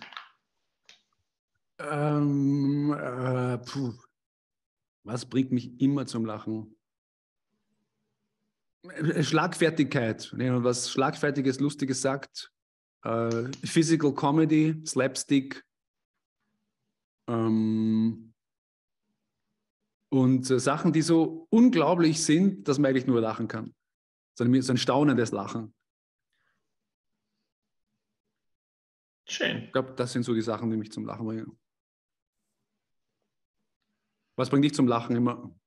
Also, meistens Unvorhergesehenes. Also ich konnte nicht sagen, dass ich jetzt irgendwo das und das finde ich super lustig. Also Physical Comedy sowieso, ganz klar, logisch. Aber im Moment, muss ich ganz ehrlich sagen, ist es eigentlich die längste Zeit mein Sohn. Der Oskar ist so lustig. Okay. Und was nicht, das ist einfach saukomisch, wie letztens, nein, es war glaube ich, Ende August, wie er liebt Beeren. Ja? Und er hat gesagt, Papa, ich möchte Beeren haben, gehen wir Beeren einkaufen. Sage ich, ja, passt. Ach so, zum Essen die Beeren. Okay. Genau. Was hättest du gern? Himbeeren oder Erdbeeren oder Brombeeren oder Heidelbeeren und der Pombeeren. Also, und im ersten Moment hat er ja eigentlich wirklich Beeren gemeint. Ne? Das fand ich. Okay. Also auch ein Comedian. Ja, ich hoffe es rein finanziell für ihn natürlich nicht, ja, dass er was Gescheites lernt, aber Ja, nein. okay. Na, wird man sehen, ja. Er wird seinen Weg schon machen. Aber er ist wirklich, er hat einen großartigen Humor. Das mag ich sehr an ihm. Das aber ja, ist ganz, ganz unterschiedlich. Du, Adelheid Fleisch aus Dornbirn fragt oder schreibt, ihr postet beide immer so wenig auf Facebook. Wo kann ich sehen, was ihr zurzeit so für Projekte macht? Ich würde gerne mehr von euch mitkriegen. Schaust du auf die Homepages. Der Glück hat Homepage. www.dieterhörmann.at. Hörmann mit OE. Okay. Bei mir auch der Umlaut, das ist www. Also oder auch ohne www. Johannesglueck mit ck.at. Und da gibt es Info über mich, was ich so mache und ab und zu tue ich es ein bisschen updaten. Also ich habe jetzt nicht so ein News-Section oder so, aber ich habe sie unterteilt in Interpret, Autor und Sprecher. Und wenn ich irgendwelche interessanten neuen Projekte habe, dann tue ich das irgendwie integrieren. Wie zum Beispiel jetzt das letzte Opening vom Simple oder die Oper, die ich fertiggestellt habe, meine Opera Buffa, L'Officina dell'Amore. Also das kann man sich dann bei Interesse anschauen. Also ich habe gesehen, deine Homepage gefällt mir übrigens sehr gut. Du hast ja das so, das ist wie so, wie sagt man, es sind so viele Bilder, es gibt zu jedem irgendwie Produktion oder jeden Bereich hast du so Bilder und da kann man klicken und dann kann man schauen, was du schon so alles gemacht hast. Finde ich sehr, sehr schön gemacht, deine Homepage. Ich finde, die Homepage ist nicht so gut unterteilt, wo man sieht, was für verschiedene Sachen ich mache. Aber halt, es ist chronologisch geordnet. Man findet sie, wenn man auf Google mit Google findet man erst auf Seite 17 oder so, weil die gibt es jetzt seit, was nicht, einem Monat oder zwei. Also die ist noch fresh, die Homepage, genau. Aber danke, ja, ich mag sie eigentlich auch sehr gern. Es ist ja, und was ich so gesehen habe, also man muss mich korrigieren, wenn das nicht stimmt, aber du hast sehr viel gespielt, also als Darsteller in den letzten Jahren, in verschiedensten Genres und bist viel aufgetreten und hast aber auch geschrieben, du hast eine Operette geschrieben. Genau, die ist heuer uraufgeführt worden, ja, das Libretto habe ich da. Okay. Mit den Gebrüdern Schmetterer, genau, Der falsche Kaiser. Genau, das war sehr cool. Das ist in Wilfersdorf heuer uraufgeführt worden. Da habe ich mich sehr gefreut. Wir haben wirklich auch sehr lang an dem Teil gearbeitet und ich habe Liedtexte und Libretto gemacht.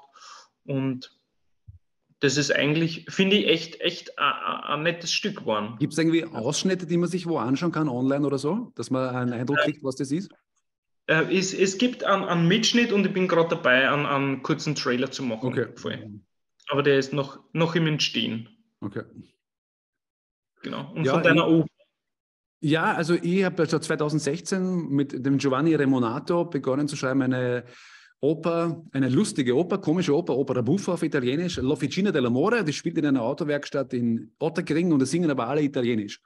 Und es sind dann deutsche Untertitel auf der Bühne. Und ein sehr unterhaltsames und lustiges Stück, es hat ungefähr 105 Minuten. Es ist eigentlich, ich habe es geschrieben wie ein Musical, aber es ist eine richtige Oper für Opernsänger mit Orchester und so. Und wir sind fertig. Heute haben wir den Vertrag unterzeichnet mit dem Verlag für Österreich, Schulz und Schirm. Die haben jetzt die Aufführungsrechte für Österreich. Und jetzt bin ich dabei, das zu promoten. Und ich sehe das von mir auf der Bühne und es wird super, super schön. Nur die Frage, wann und wo. Und so in den letzten Jahren, also ich hatte wieder viel mit dem Simple zu tun. Ich war bei der ersten Revue, die der Nier selber inszeniert hat, das Arche Noah Luxusklasse, habe musikalische Leitung gemacht, also Einstudierung und habe die Songs geschrieben, Musik und Lyrics. Und jetzt auch für die letzten 2 Revuen wieder die Opening Number gemacht. Also Simple fühle ich mich noch immer sehr verbunden. Also ich weiß nicht, das ist einfach schön. Ich gehe dort hinein und fühle mich irgendwie zu Hause. Das gefällt mir dort. Und das ist einfach das, was ich nach wie vor am liebsten mache, Songs schreiben. Das verstehe ich gut, ja. Das ist auch das, was mir immer noch am allermeisten Spaß macht. Also ich bin gerade dabei, ein Bandprojekt auf die Beine zu stellen. Und wir sind gerade im Studio dabei. Eigentlich hätte ich diese Woche endlich einsingen sollen, aber wie ihr hört, ist meine Stimme irgendwie ein bisschen in Arsch. Jetzt haben wir das verschoben auf nächste Woche oder übernächste Woche. Und die ersten 5 Nummern sind jetzt zumindest instrumental, sind schon fertig und jetzt kommt als nächstes The Voice drauf und dann schauen wir mal. Dann werden wir die ersten 5 Nummern rauspfeffern. Und das Projekt heißt Ilvi. So wird die Band heißen. Ilvi, okay, so wie die Freundin von Vicky? Ganz genau, ja. Okay. ILVI, genau. Okay. Es gibt aber weder irgendwas zu sehen noch zu hören, aber so in den nächsten paar Wochen oder so werden wir dann sukzessive ein Lied nach dem anderen raushauen. Je nachdem werden wir schauen, ob sie Musikvideos ausgehen, aber ich bin eigentlich... Du, wie geht es eigentlich deinen Instrumenten, der Snaby und dem Choral? Denen geht's gut. Die werden gut gespielt. Der Choral hat heuer einen ganz besonderen Auftritt gehabt. Ich bin dieses Jahr angerufen worden von einem Kollegen, den ich eigentlich gar nicht so gut kenne, aus Deutschland. Er hat mich angerufen und hat gesagt, unser Bassist ist ausgefallen und wir kommen nach Wien und wir sind jetzt gerade in Berlin und wir kommen nach Wien und übermorgen spielen wir und wir brauchen einen Bassisten. Oh, kennst du einen Bassisten? Ich habe gesagt, ja, ich kann Bass spielen, klar. Ja, okay, super. Wir spielen in der Stadthalle und es ist Shout Me Agili. Und ich sage, ja, es tut mir urlaut, aber ich kenne Shout Me Agili, sagt man genau gar nichts, tut mir voll leid. Na, das ist so der berühmteste indische Popstar, den es gibt. Also das ist so der verkauft die meisten Karten im ganzen arabischen Raum und so. Und Genau, und eine Stadthalle. Und so, ich rufe dir nach einer halben Stunde damit zurück und denke mir, genau, was redet er? Und google nach. Und es stimmt einfach, Shout Me Agili ist der berühmteste Popstar im ganzen arabischen Raum und die kamen tatsächlich in die Stadthalle. Und denen Bassist ist ausgefallen. Und dann rufe ich zurück und sage, wir spielen in der Stadthalle, oder? Ja, wir spielen in der Stadthalle. Und hast du einen Bass? Ja, ich kann den Chor mitspielen. Und dann habe ich gesagt, kannst du mir die Noten schicken? Ja, ich schicke den. Und dann innerhalb von 2 Minuten mir alle Noten und Ding und diese sehr verpoppte arabische Musik, das eine zu zahlen, also ich habe nur 2 Tage lang, also es war Wahnsinn, aber es war eines der absurdesten und geilsten Erlebnisse überhaupt. Die Leute dort, haben sie angezogen wie bei der schönsten persischen Hochzeit. Die waren alles so schön angezogen. Die haben die Männer wie die Frauen so Herzl in die Augen gehabt, dass der Schadmer da war. Sind Viere gerannt und wollten ihn berühren und alle mit den Händen. Das war so wie einfach Robbie Williams auf der Bühne. Ja? Okay. Und die Leute auszuckt, weil er mich einmal so berührt hat und so. Ja. Es war absurd hoch 10, aber super lustig. Das war in Coil sein letzter Auftritt. Okay, cool. Ich muss dazu sagen, der Coil ist der Bass vom Didi und die Snaby ist die Gitarre. Das ist diese blaue Gitarre, die man auch da in dieser Fernsehshow sieht. Ja, ganz genau, ja. Die Snaby, der geht es natürlich sehr Oder warte mal, hat man die Snaby eigentlich gesehen? Oh ja, in der Live-Sendung war die Snaby, gell? Im ersten genau. war der Coil. Der Coil, in der zweiten die Snaby. Ja. Wie geht es deinem Volltrottelflügel? Ja, der Volltrottelflügel, ich habe ihn dann den habe ich lang gehabt. Ich habe ihn dann zu Hause gehabt, privat eine Zeit lang. Jetzt steht er beim Cousin von meiner Ex-Freundin, der hat ihn mir abgekauft. Ich habe dann, vor ein paar Jahren habe ich abgegradet auf einen Schimmel und er ist jetzt nicht mehr sofort erkennbar, weil sie haben ihn neu lackiert. Den haben ihn ganz schön weiß lackiert. Die haben sich echt, weißt du, die haben zu Hause so Werkstatt und die haben den ganz frisch weiß angemalt. Noch einmal. Und also das Logo ist nicht mehr drauf. Ja, es war ja drauf gepickt, ne? Ja, es war unsere Designer haben das so eine Folie herstellen lassen und das haben wir angebracht. Unser Logo, was glaube ich wirklich eine clevere Idee war, weil es war immer zu sehen, ganz groß im Fernsehen. Also wir haben uns da voll gebrandet. Die ganze Zeit hat man unseren Bandnamen, unser Logo gesehen. Genau, das war ja eigentlich der Gedanke dahinter. Ja, das war gar nicht so blöd. Gefickt eingeschädelt. Gefickt eingeschädelt. Haben wir jetzt noch irgendwelche Fragen? Oh, das ist eine... Ja, die Katharina will wissen, warum auch immer, war das Voting gefaked? Es gab Gerüchte, dass die Sendung damals geschoben war. Was soll man dazu sagen? Ich meine, von mir ist natürlich nein, aber ich meine, ich bin ja nicht naiv. Ich meine, ich habe mir früher auch immer gedacht, diese Castingshows, das ist sicher alles gefaked und das ist geschoben und so. Also ich würde sagen, ich kann es nicht ausschließen. Nur, warum hätten sie das machen sollen? Wir haben dort niemanden kennt, wir haben uns dort nicht eingeschleimt, im Gegenteil, wir haben das Fernsehen verarscht. Also warum hätten die uns auf Sieg spielen sollen? Also dieses Gerücht ist mir absolut unverständlich. Also wenn irgendwer dafür gesorgt hat, dass wir gewinnen, ist mir das Motiv unklar. Jedenfalls hat das mit uns nichts zu tun. Also ich für mich... Sag nur. Ja. Ich meine, was mir aufgefallen ist, es gab einen Kollegen, der auch mitgemacht hat, der hat so ganz komisch geschaut, wie ich die Noten ausgepackt habe von Faxe Energiesparlampe und von Grafel, weil wir haben das ja mit Liveband gemacht, was ich sehr toll finde bis heute, weil die haben das echt super gemacht und ich fand das voll cool, mit Liveband das zu machen. Und in dem Moment, die haben uns gefragt, wollt ihr es mit Liveband machen? Und ich war zuerst auch wieder skeptisch, misstrauisch. Und dann haben wir gesagt, ja, und das war die beste Idee. Und dann habe ich gesagt, ja, ich bringe Noten, ich habe Noten von dem. Ich habe auch von Faxe Energiesparlampe Noten. Also für Klavier. Und die haben sich halt das dann zusammengestellt, was dort die Gitarre spielt. Und dieser Wolfgang Lindner, ist auch super Profi, hat da die Band geleadet und gedrummt. Das war fantastisch.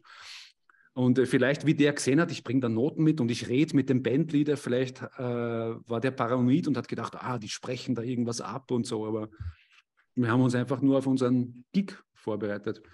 Oder vielleicht hat das irgendwer mitbekommen, dass wir da in diesem Regieraum waren und uns die Aufzeichnung angeschaut haben von der Generalprobe, aber ja, da haben wir halt gefragt und also ich habe 0 Connections zum ORF. Ich meine, ich kenne die Eva Marold, aber die kenne ich seit 30 Jahren. Die hat auch am Cons Musical studiert. Wir kennen uns schon lange, also die Musical-Welt ist klein. Aber ich habe 0 Beziehungen zum ORF, ich will auch keine. Ja, also ich glaube, wir haben einfach den Zusehern wirklich gefallen. Also ich für meinen Teil weiß, dass ich nichts dazu beigetragen habe, dass da irgendwas geschoben war und deswegen, selbst wenn das irgendjemand anderer glaubt, ist mir meine Lebenszeit zu schade, um darüber nachzudenken. Das verstehe ich total. Aber ich muss sagen, mich ärgert sowas, weil es völlig strange ist. Aber. Also ich für mich hätte nicht das Gefühl gehabt, dass es irgendwie damals groß Thema war, aber vielleicht auch deswegen, weil es mich einfach auch nicht interessiert hat. Weil Na, meine Friseurin hat mir das erzählt und habe gedacht, wenn meine Friseurin das sagt, dann sagen das vielleicht andere Leute auch. Ne? Eine Friseurin? Ja. Arbeitet die beim ORF, oder wie? Nein, aber die hat diesen einen Kollegen kennt und ich glaube, wir müssen in 10 Minuten müssen wir wieder Werbung machen. Tu mal weiter. Ja, wir tun Hast weiter. Vielleicht sind wir in 10 Minuten schon fertig. Na dann stell noch eine schöne Frage. Das ist noch eine schöne Frage. Okay, Herr Dintifax Wokurek aus Wien-Meidling. Er schreibt, war der Zuspieler mit der WG gestellt? Ich glaube, das bezieht sich auf diesen, was die da eingespielt haben in der Live-Sendung vor unserem Live-Auftritt, dieser kleine Film, wo das Kamerateam zu Besuch in unsere WG kam. Was im Leben ist schon gestellt und was ist echt? Oder es ist, wenn eine Kamera ist einmal alles echt, oder wie? Also ich würde sagen, eigentlich war so eine gute Mischung aus gestellt und echt. Na, ich würde sagen, es war gestellt, nur nicht von diesem Kamerateam, sondern wir haben es gestellt vorher. Und die sind, so wie sie das tatsächlich zeigen im Beitrag, die haben da angeläutet und wir haben ihn dann aufgemacht im Schlafrock, im Bademantel.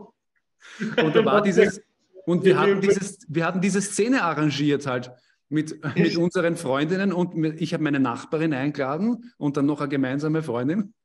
Also wir haben das gestellt, nur sie wussten das nicht. Also wir haben sie echt überrascht damit.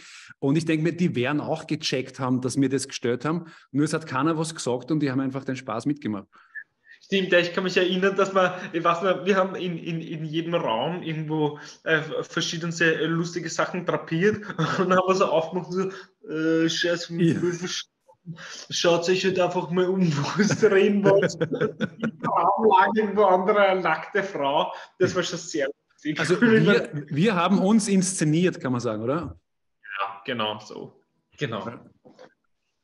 Ohne jetzt Großes mit ihnen abzusprechen, sondern haben wir einfach sofort, wie wir es halt einfach auch kennen von unserem Job, sofort angeboten. Nehmt es oder habt ihr Pech gehabt? So kann man sagen, wir haben es angeboten, ja, und sie haben es angenommen, ja. Genommen, weil es halt einfach was anderes war und ich glaube sicher lustig. Ja, und es fragt Florian Wisch aus Abu Dhabi, war das wirklich eure Küche? Weil man hat ja die Fotos von dieser schrecklichen Küche gesehen. Ja, wir haben ja eine sehr große WG gehabt, aber die Küche war eigentlich brutal klein. Und eigentlich für so viele Leute, wie bei uns in der WG gewohnt haben, teilweise bis zu 12 Leute oder mehr, war die Küche eigentlich wirklich unterdimensioniert. Komplett unterdimensioniert, ja. Wollte ich auch gerade sagen. Also ja, das war die Küche, sie hat auch wirklich so ausgeschaut mit diesen Ikea-Regalen, die eigentlich so für Kellerabteile gedacht sind, da sind die Döller gestanden. Und also ja. Sehr spartanisch, ja stimmt. Das war wirklich, es war wirklich so, ja. Die Hannelore Huber würde gerne wissen, wart ihr privat so wie auf der Bühne?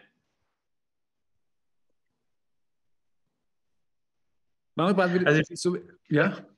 Ich würde sagen, teilweise. Ich glaube, also, na, eigentlich nicht. Also ja, wir haben schon, so wie wir uns auf der Bühne gegeben haben, waren wir schon teilweise privat, aber eigentlich, also richtige Kunstfiguren in dem Sinne waren wir jetzt auch nicht, aber bei dem, was wir halt dazwischen geredet haben, haben wir halt einfach Spaß gemacht, oder? Also so habe ich zumindest empfunden. Ja, also ich hatte das Gefühl, dass es eine Mischung war. Also ich versuche mich gerade im Detail zu erinnern. Also vom Gefühl her habe ich schon irgendwie so diese Person gespielt bei den Konzerten dann. Also dieser Johannes, der auf der Bühne war, das war also nicht jetzt so, wie ich jetzt privat bin.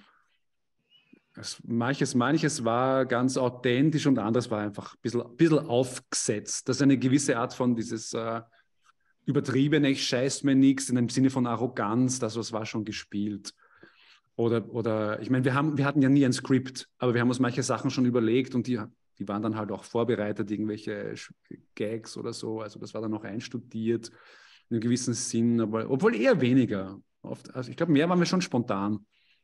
Im Hörglück haben wir halt die Nummern gehabt und haben uns halt zwischen den Nummern unterhalten, habe ich das Gefühl gehabt. Da ist schon sehr viel noch frei passiert. Also schon mit Sachen, wo wir halt nach dem 5. Mal gewusst haben, okay, das ist eine Wuchtel, da kann man dem anderen eine auflegen. Also die Wuchtel, dann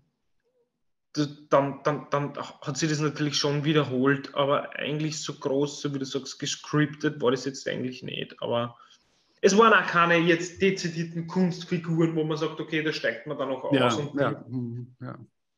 War halt hauptsächlich ein Spaß irgendwie, finde ich. Ja, kann man so sagen, glaube ich. Hast du noch eine Frage? Ja, ich habe noch eine Frage. Da steht noch, wenn du Bundeskanzler wärst und absolut regieren würdest, was würdest du tun? Das ist eine sehr schöne abschließende Frage, finde ich. Naja, ich würde mich sofort absetzen, weil das ist keine Art von Regierungsform, die ich haben möchte. Ich will nicht, dass jemand absolut regiert. Du würdest dich selbst sofort absetzen? Naja, sicher. Will er kein totalitäres Regime haben.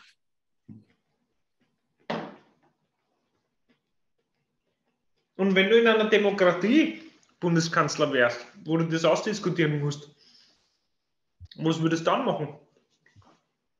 Was ich tun würde? Ich weiß nicht, was macht man als Bundeskanzler? Man trifft sich mit dem Minister, mit den Lobbyisten, geht irgendwelche Parks eröffnen. Das macht ja der Bundespräsident, oder? Ja, Parks eröffnen, er geht im Park mit seinem Hund. Schreibt SMS mit seinen Freunden. Schickt Selfies. Du würdest die Nation quasi weiterführen. Diese Tradition weiterführen. Prokrastination würdest du quasi weiterführen. Prokrastination, was heißt das? Na, quasi die Art und Weise, wie in den letzten Jahren Politik gemacht worden ist. Also, ich weiß nicht. Das haben wir noch nie überlegt.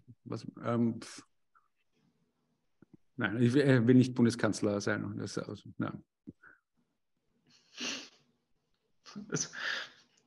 Keine Ideen für das Land. Nein.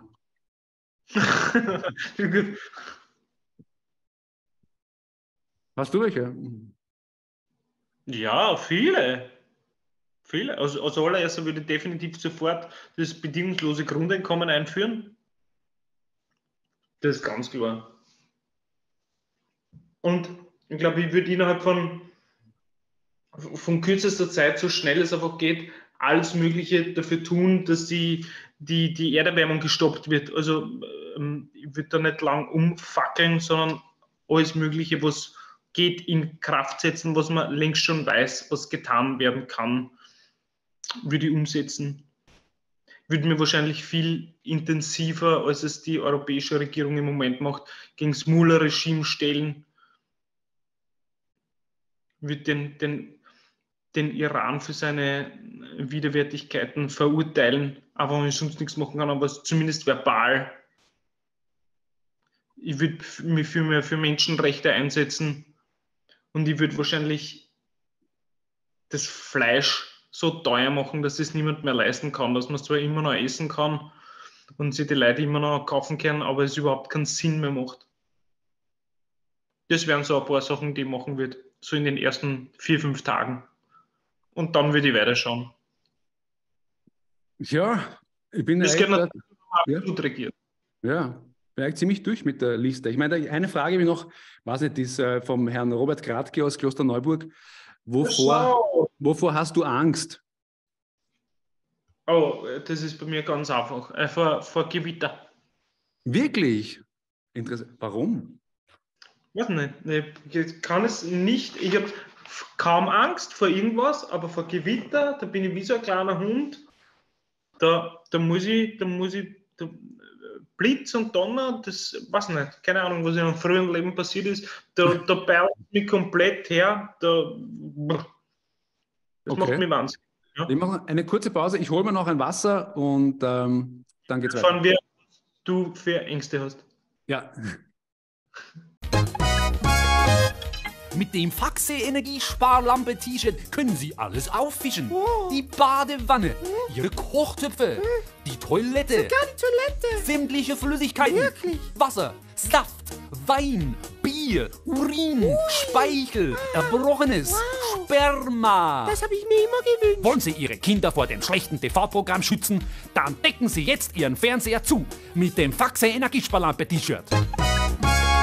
Das ist aber ein super ideales Geschenk für die ganze Familie. Genau, Doris. Für Ihre Kinder, Ihre Eltern, Ihre Tante, für die Oma, für die beste Freundin, für die Chefin, für die Nachbarn, den Briefträger und für Ihr heimliches Gspusi. Und so schön weiß ist es auch. Ihr Chef ist böse und gemein, Sie wollen ihn erwürgen? Dann tun Sie es mit dem Faxe Energiesparlampe T-Shirt. Erst was das alles kann. Ich meine, das kostet doch bestimmt über 80 Euro. Nein, Doris, das ist ja das Unglaubliche. Bei uns kriegen Sie nur heute das Faxe Energiesparlampe T-Shirt in der Größe Ihrer Wahl für sensationelle 24,90. 24,90, wow. Das ist einfach unglaublich. Begeistert. Und jetzt kommt das Tollste. Normalerweise kostet dieses edle, vielseitige T-Shirt 89,90 Euro. Das sind fast 400% mehr. Herr, da spare ich über 400%. Genau. Bestellen Sie jetzt nur bei uns.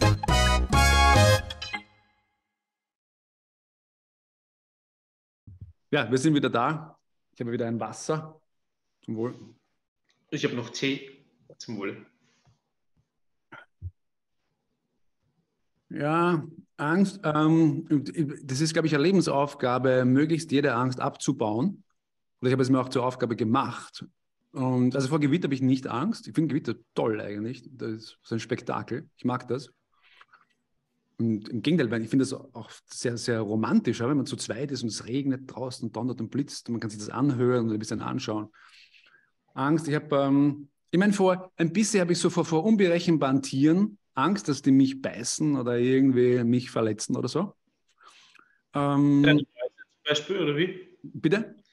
Deine Mäuse so, nein, aber so, nein, vor denen habe ich nicht Angst, aber so Hunde, die irgendwie aggressiv wirken oder so Tiere, die ich nicht einschätzen kann, so große Pferde, Kühe oder so, wo man nicht weiß. Ein bisschen Angst und ja, damit Angst vorm Tod. Das ist ja viel besser bei mir schon. Ich glaube, ich habe keine Angst mehr vor dem Tod, auch nicht vor dem Sterben. Aber was ich mir halt so schwer vorstellen kann mit meinem begrenzten menschlichen Verstand und Empfinden ist, wie man sich fühlt als Bewusstsein. Wie fühlt man sich als ein Bewusstsein, wenn man keinen Körper mehr hat? Das kann ich mir nicht vorstellen. Das macht mich wahnsinnig nervös, wenn ich versuche, mir das vorzustellen. Weil? Wie fühlt man sich als ein Bewusstsein? Man hört nichts, man sieht nichts. Oder vielleicht auf eine andere Art und Weise, man hat keinen Körper mehr. Wie spürt sich das an? Was soll das sein? Aber spüren tust du ja auch nicht. Naja, auf irgendeine Art und Weise schon. Nur wie kann man sich das vorzustellen? Das ist ja halt eine andere Ebene. Ist doch schön, dass man das nicht weiß, oder? Nein, ich mag keine Überraschungen. Also schöne Überraschungen schon. Also man kann nur hoffen, dass es eine schöne Überraschung ist. Aber hoffen ist auch wieder so. Also du lässt das einfach auf dich zukommen und denkst nicht viel drüber nach. Ich denke sogar sehr viel drüber nach, aber ich habe keine Angst davor. Definitiv. Ich denk mir nicht jetzt schon, boah, das wird. Nein, die Angst habe ich eigentlich nicht, dass es dann, wenn die Sinnesorgane weg sind.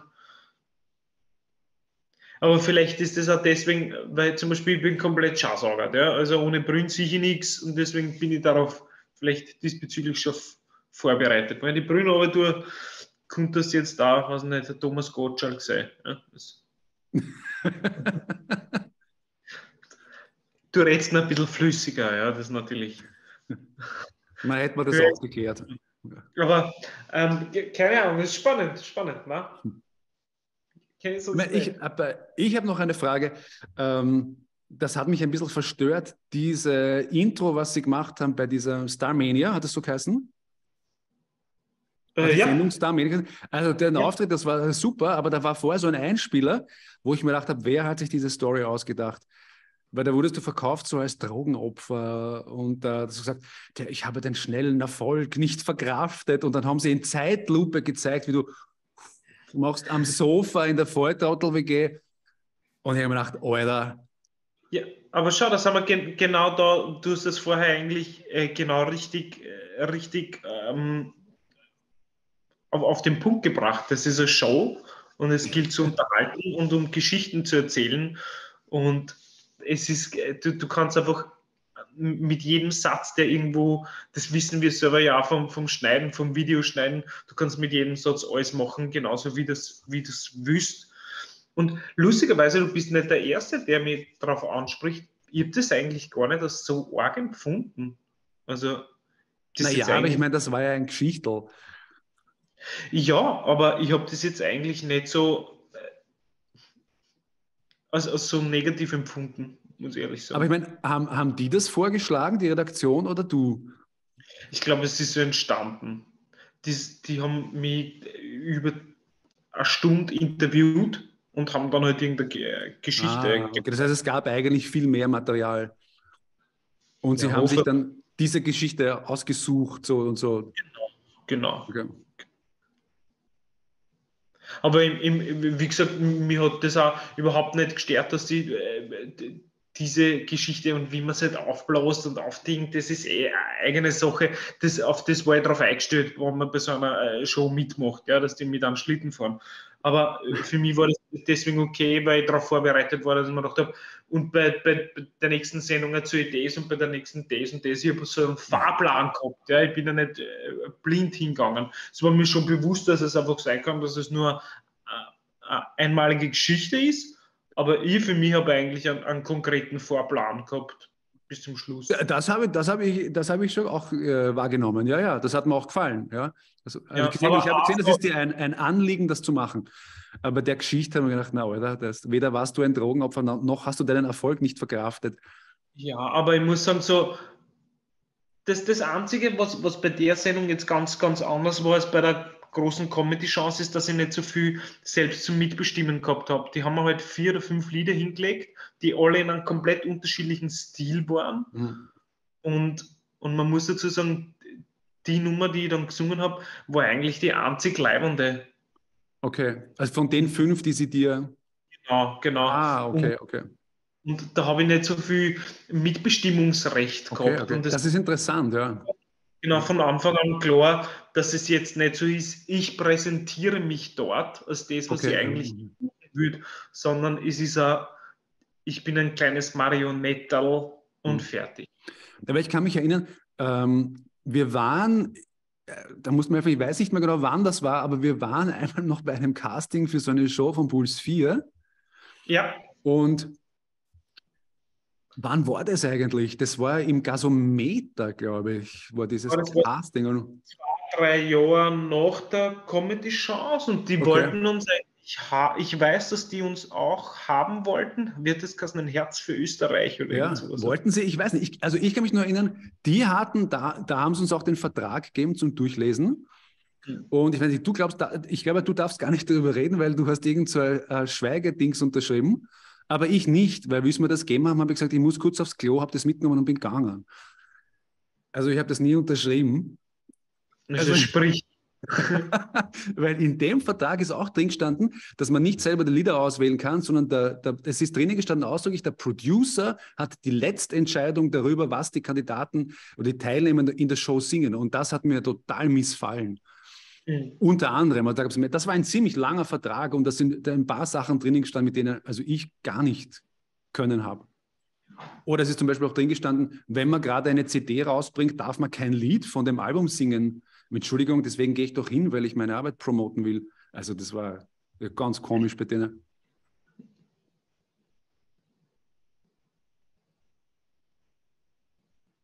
Ja, das wollte ich nur loswerden. Das war ganz, ganz eigenes Erlebnis dort. Also aus dem ist dann nichts geworden. Genau, aber ich glaube auch hauptsächlich deswegen, weil der Vertrag immer wirklich unter jeder Sau war. Also keine Ahnung, was die sich damals gedacht haben, aber das war für nichts. Das kann ich mich noch erinnern, dass du das nicht unterschrieben hast. Ja? Ja. Ich war ganz hörig, ich habe es unterschrieben. Man dachte, wer vielleicht mal in 15 Jahren mal einen Videopodcast machen, dann sagst du es. Ja, jetzt haben wir es gemacht. Super. Liebe Freunde, liebe Fans. 10 Jahre danach. Ehemalige Volltrotteln, 10 Jahre danach, genau. War lustig. Vielen Dank für den lustigen. Es ist jetzt, glaube ich, echt lang geworden. Viel Spaß beim Anhören und beim Wiederanhören. Aber die Werbung dazwischen zahlt sich wirklich aus. Also, wenn ihr es nochmal anschaut, dann die Werbung ist super. Ja, also es gibt uns noch, unsere Werke von früher sind available überall im Netz und physisch. Just buy them. Oder führt es auf. Genau. Ja, wenn man Noten will, den Verlag anschreiben, Lucky Tunes Publishing oder mich. Noten normalerweise kein Problem. Also es gibt so ganz wenige Nummern, wo es, glaube ich, keine gibt, so wie Du bist mein Wix-Vorlag oder was. Aber das sind ja auch... Natürlich haben wir von meinen Bildnoten. Natürlich. Gibt's Noten? Ich hab das ein paar Mal auf Operettencastings gesehen. Das finde ich ja das Beste überhaupt. Ich liebe dieses Lied immer. Also, wenn ich zu einer Operette vorsingen gegangen bin, dann habe ich das immer wieder gesungen und es war immer wieder so eine Mischung aus, weißt du, das sind jetzt so ganz bierernste Leute dann dort, ne? Und so eine Mischung aus packe ich gerade nicht und finde ich einfach super leimend. Also ich bewundere dich sehr dafür. Ich habe auch den Eindruck, weil ich mich ja damit befasse jetzt, dass diese Leute im Klassikbetrieb so einen Stock im Arsch haben oft. Also wäre natürlich gut, da dagegen zu arbeiten. Ja, aber trotzdem teilweise auch Humor. Und ich habe das Gefühl, dann ist es wenigstens gleich klar. Weißt du, wenn man sowas macht, dann ist gleich klar, okay, das wird mit uns nicht funktionieren. Wenn du die Art und Weise an Humor nicht irgendwie appreciaten kannst, dann ist es gescheiter, wenn wir nicht zusammenarbeiten. Weißt du? Verstehe, ja. So denke ich mir das. Und dass ich dann, wenn ich für eine Bufferrolle vorsinge, sowieso was anderes singe, ja. Also, dass ich nicht das Lied singe, das muss klar sein. Aber ich finde irgendwie, gerade bei Auditions für Operette, wenn ich da die Leute davor gehört habe, da schlafen mir da die Zehennägel ein. Ich meine, die Leute singen natürlich wahnsinnig toll und schmettern sie da weg, ja. Aber es muss doch urlangweilig sein, sie den ganzen Tag so eine Arie nach der anderen, eine zum Zahn und Ding und bla, das ist doch viel lustiger, da kommt mal jemand. Dazu muss man sagen, Entschuldige, um kurz zu unterbrechen, man muss dazu sagen, der Didi ist ein hervorragender Tenor, ja, das wissen ja auch nur die wenigsten. Oder die bei uns in den Vorstellungen waren. Oder die mir in der Staatsoper singen gehört haben. Ja, mir kommt vor, das ist eher so ein bisschen untergegangen bei zwei Volltrotteln, nicht? So die Stimmen. Wenn man darauf geachtet hat, könnte man es wissen. Ja, gut, weil wir im ersten Moment jetzt nicht so geschrieben haben, dass man immer zeigt, was für lange, tolle Töne wir singen können. Ja, darum ging es ja nicht. Ja. Ich finde, das macht auch nicht unbedingt eine Komposition aus, um zu zeigen, wie geil kann ich singen. Ja?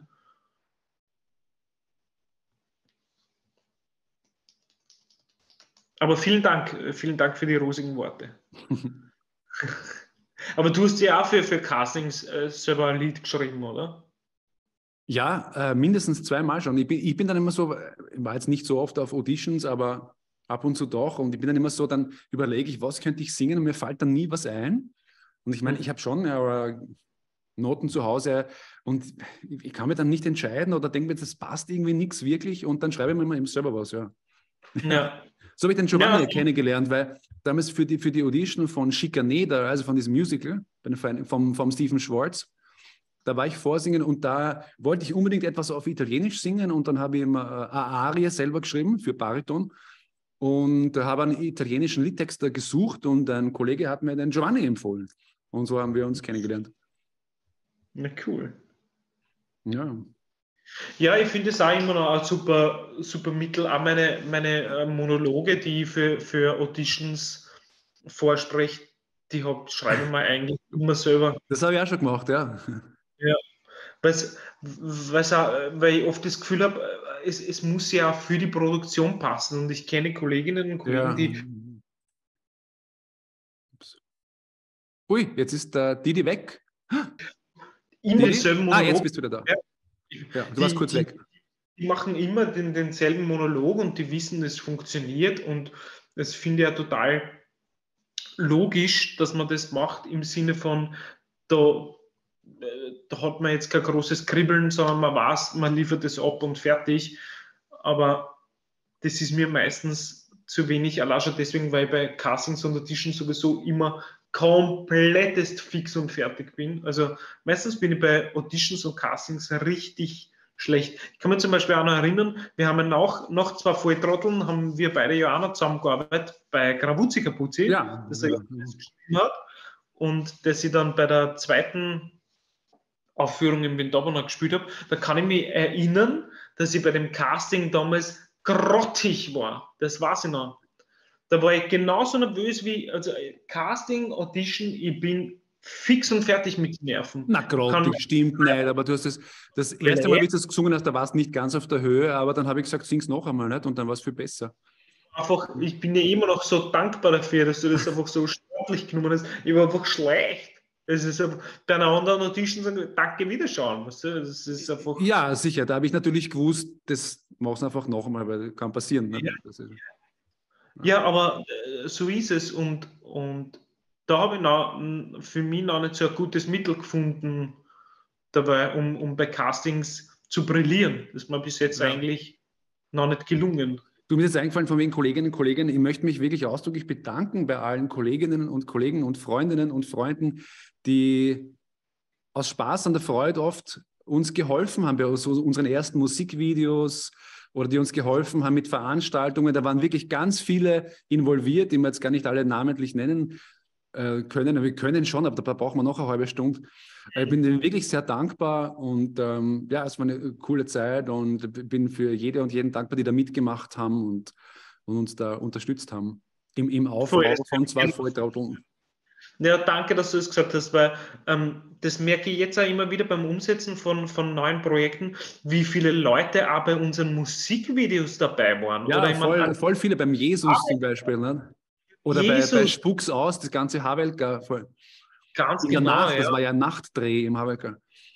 Ja, da kommt man eine eigene Sendung. Vielleicht müssen wir doch einen eigenen Podcast machen über die einzelnen das stimmt, Steps. Ja. Das war schon ein richtig cooler Dreh. Voll, also das stimmt, ja, vielen Dank dafür. Das ist wirklich nicht selbstverständlich gewesen, dass uns da die ganzen Leute so finde ich auch. Ja. Und so gerne mitgemacht haben. Also so mit Passion. Ja, das war toll. Ja. Ja, lieber Dieter, es hat mich sehr gefreut. Liebe Fans, ich hoffe, es hat euch gefallen. Und wenn nicht, dann habt ihr es jetzt schon fertig geschaut. Dann genau. Naja, ich meine, es ist so, auf YouTube oder was kann man ja auch springen. Also wahrscheinlich haben sich die wenigsten alles angeschaut. Das müssen ja totale Hardcore-Fans sein. Ja, sicher. Masochisten. Ja, und dann hört man es ganz an. Zack, so zum Einschlafen oder so. Und bei der Werbung wird man wieder munter. Oh, ist lustig! Die müssen wirklich lustig gewesen sein damals schon. Dann gehabt euch wohl und wir sehen uns dort sicher irgendwo. Baba, Servus. Ciao.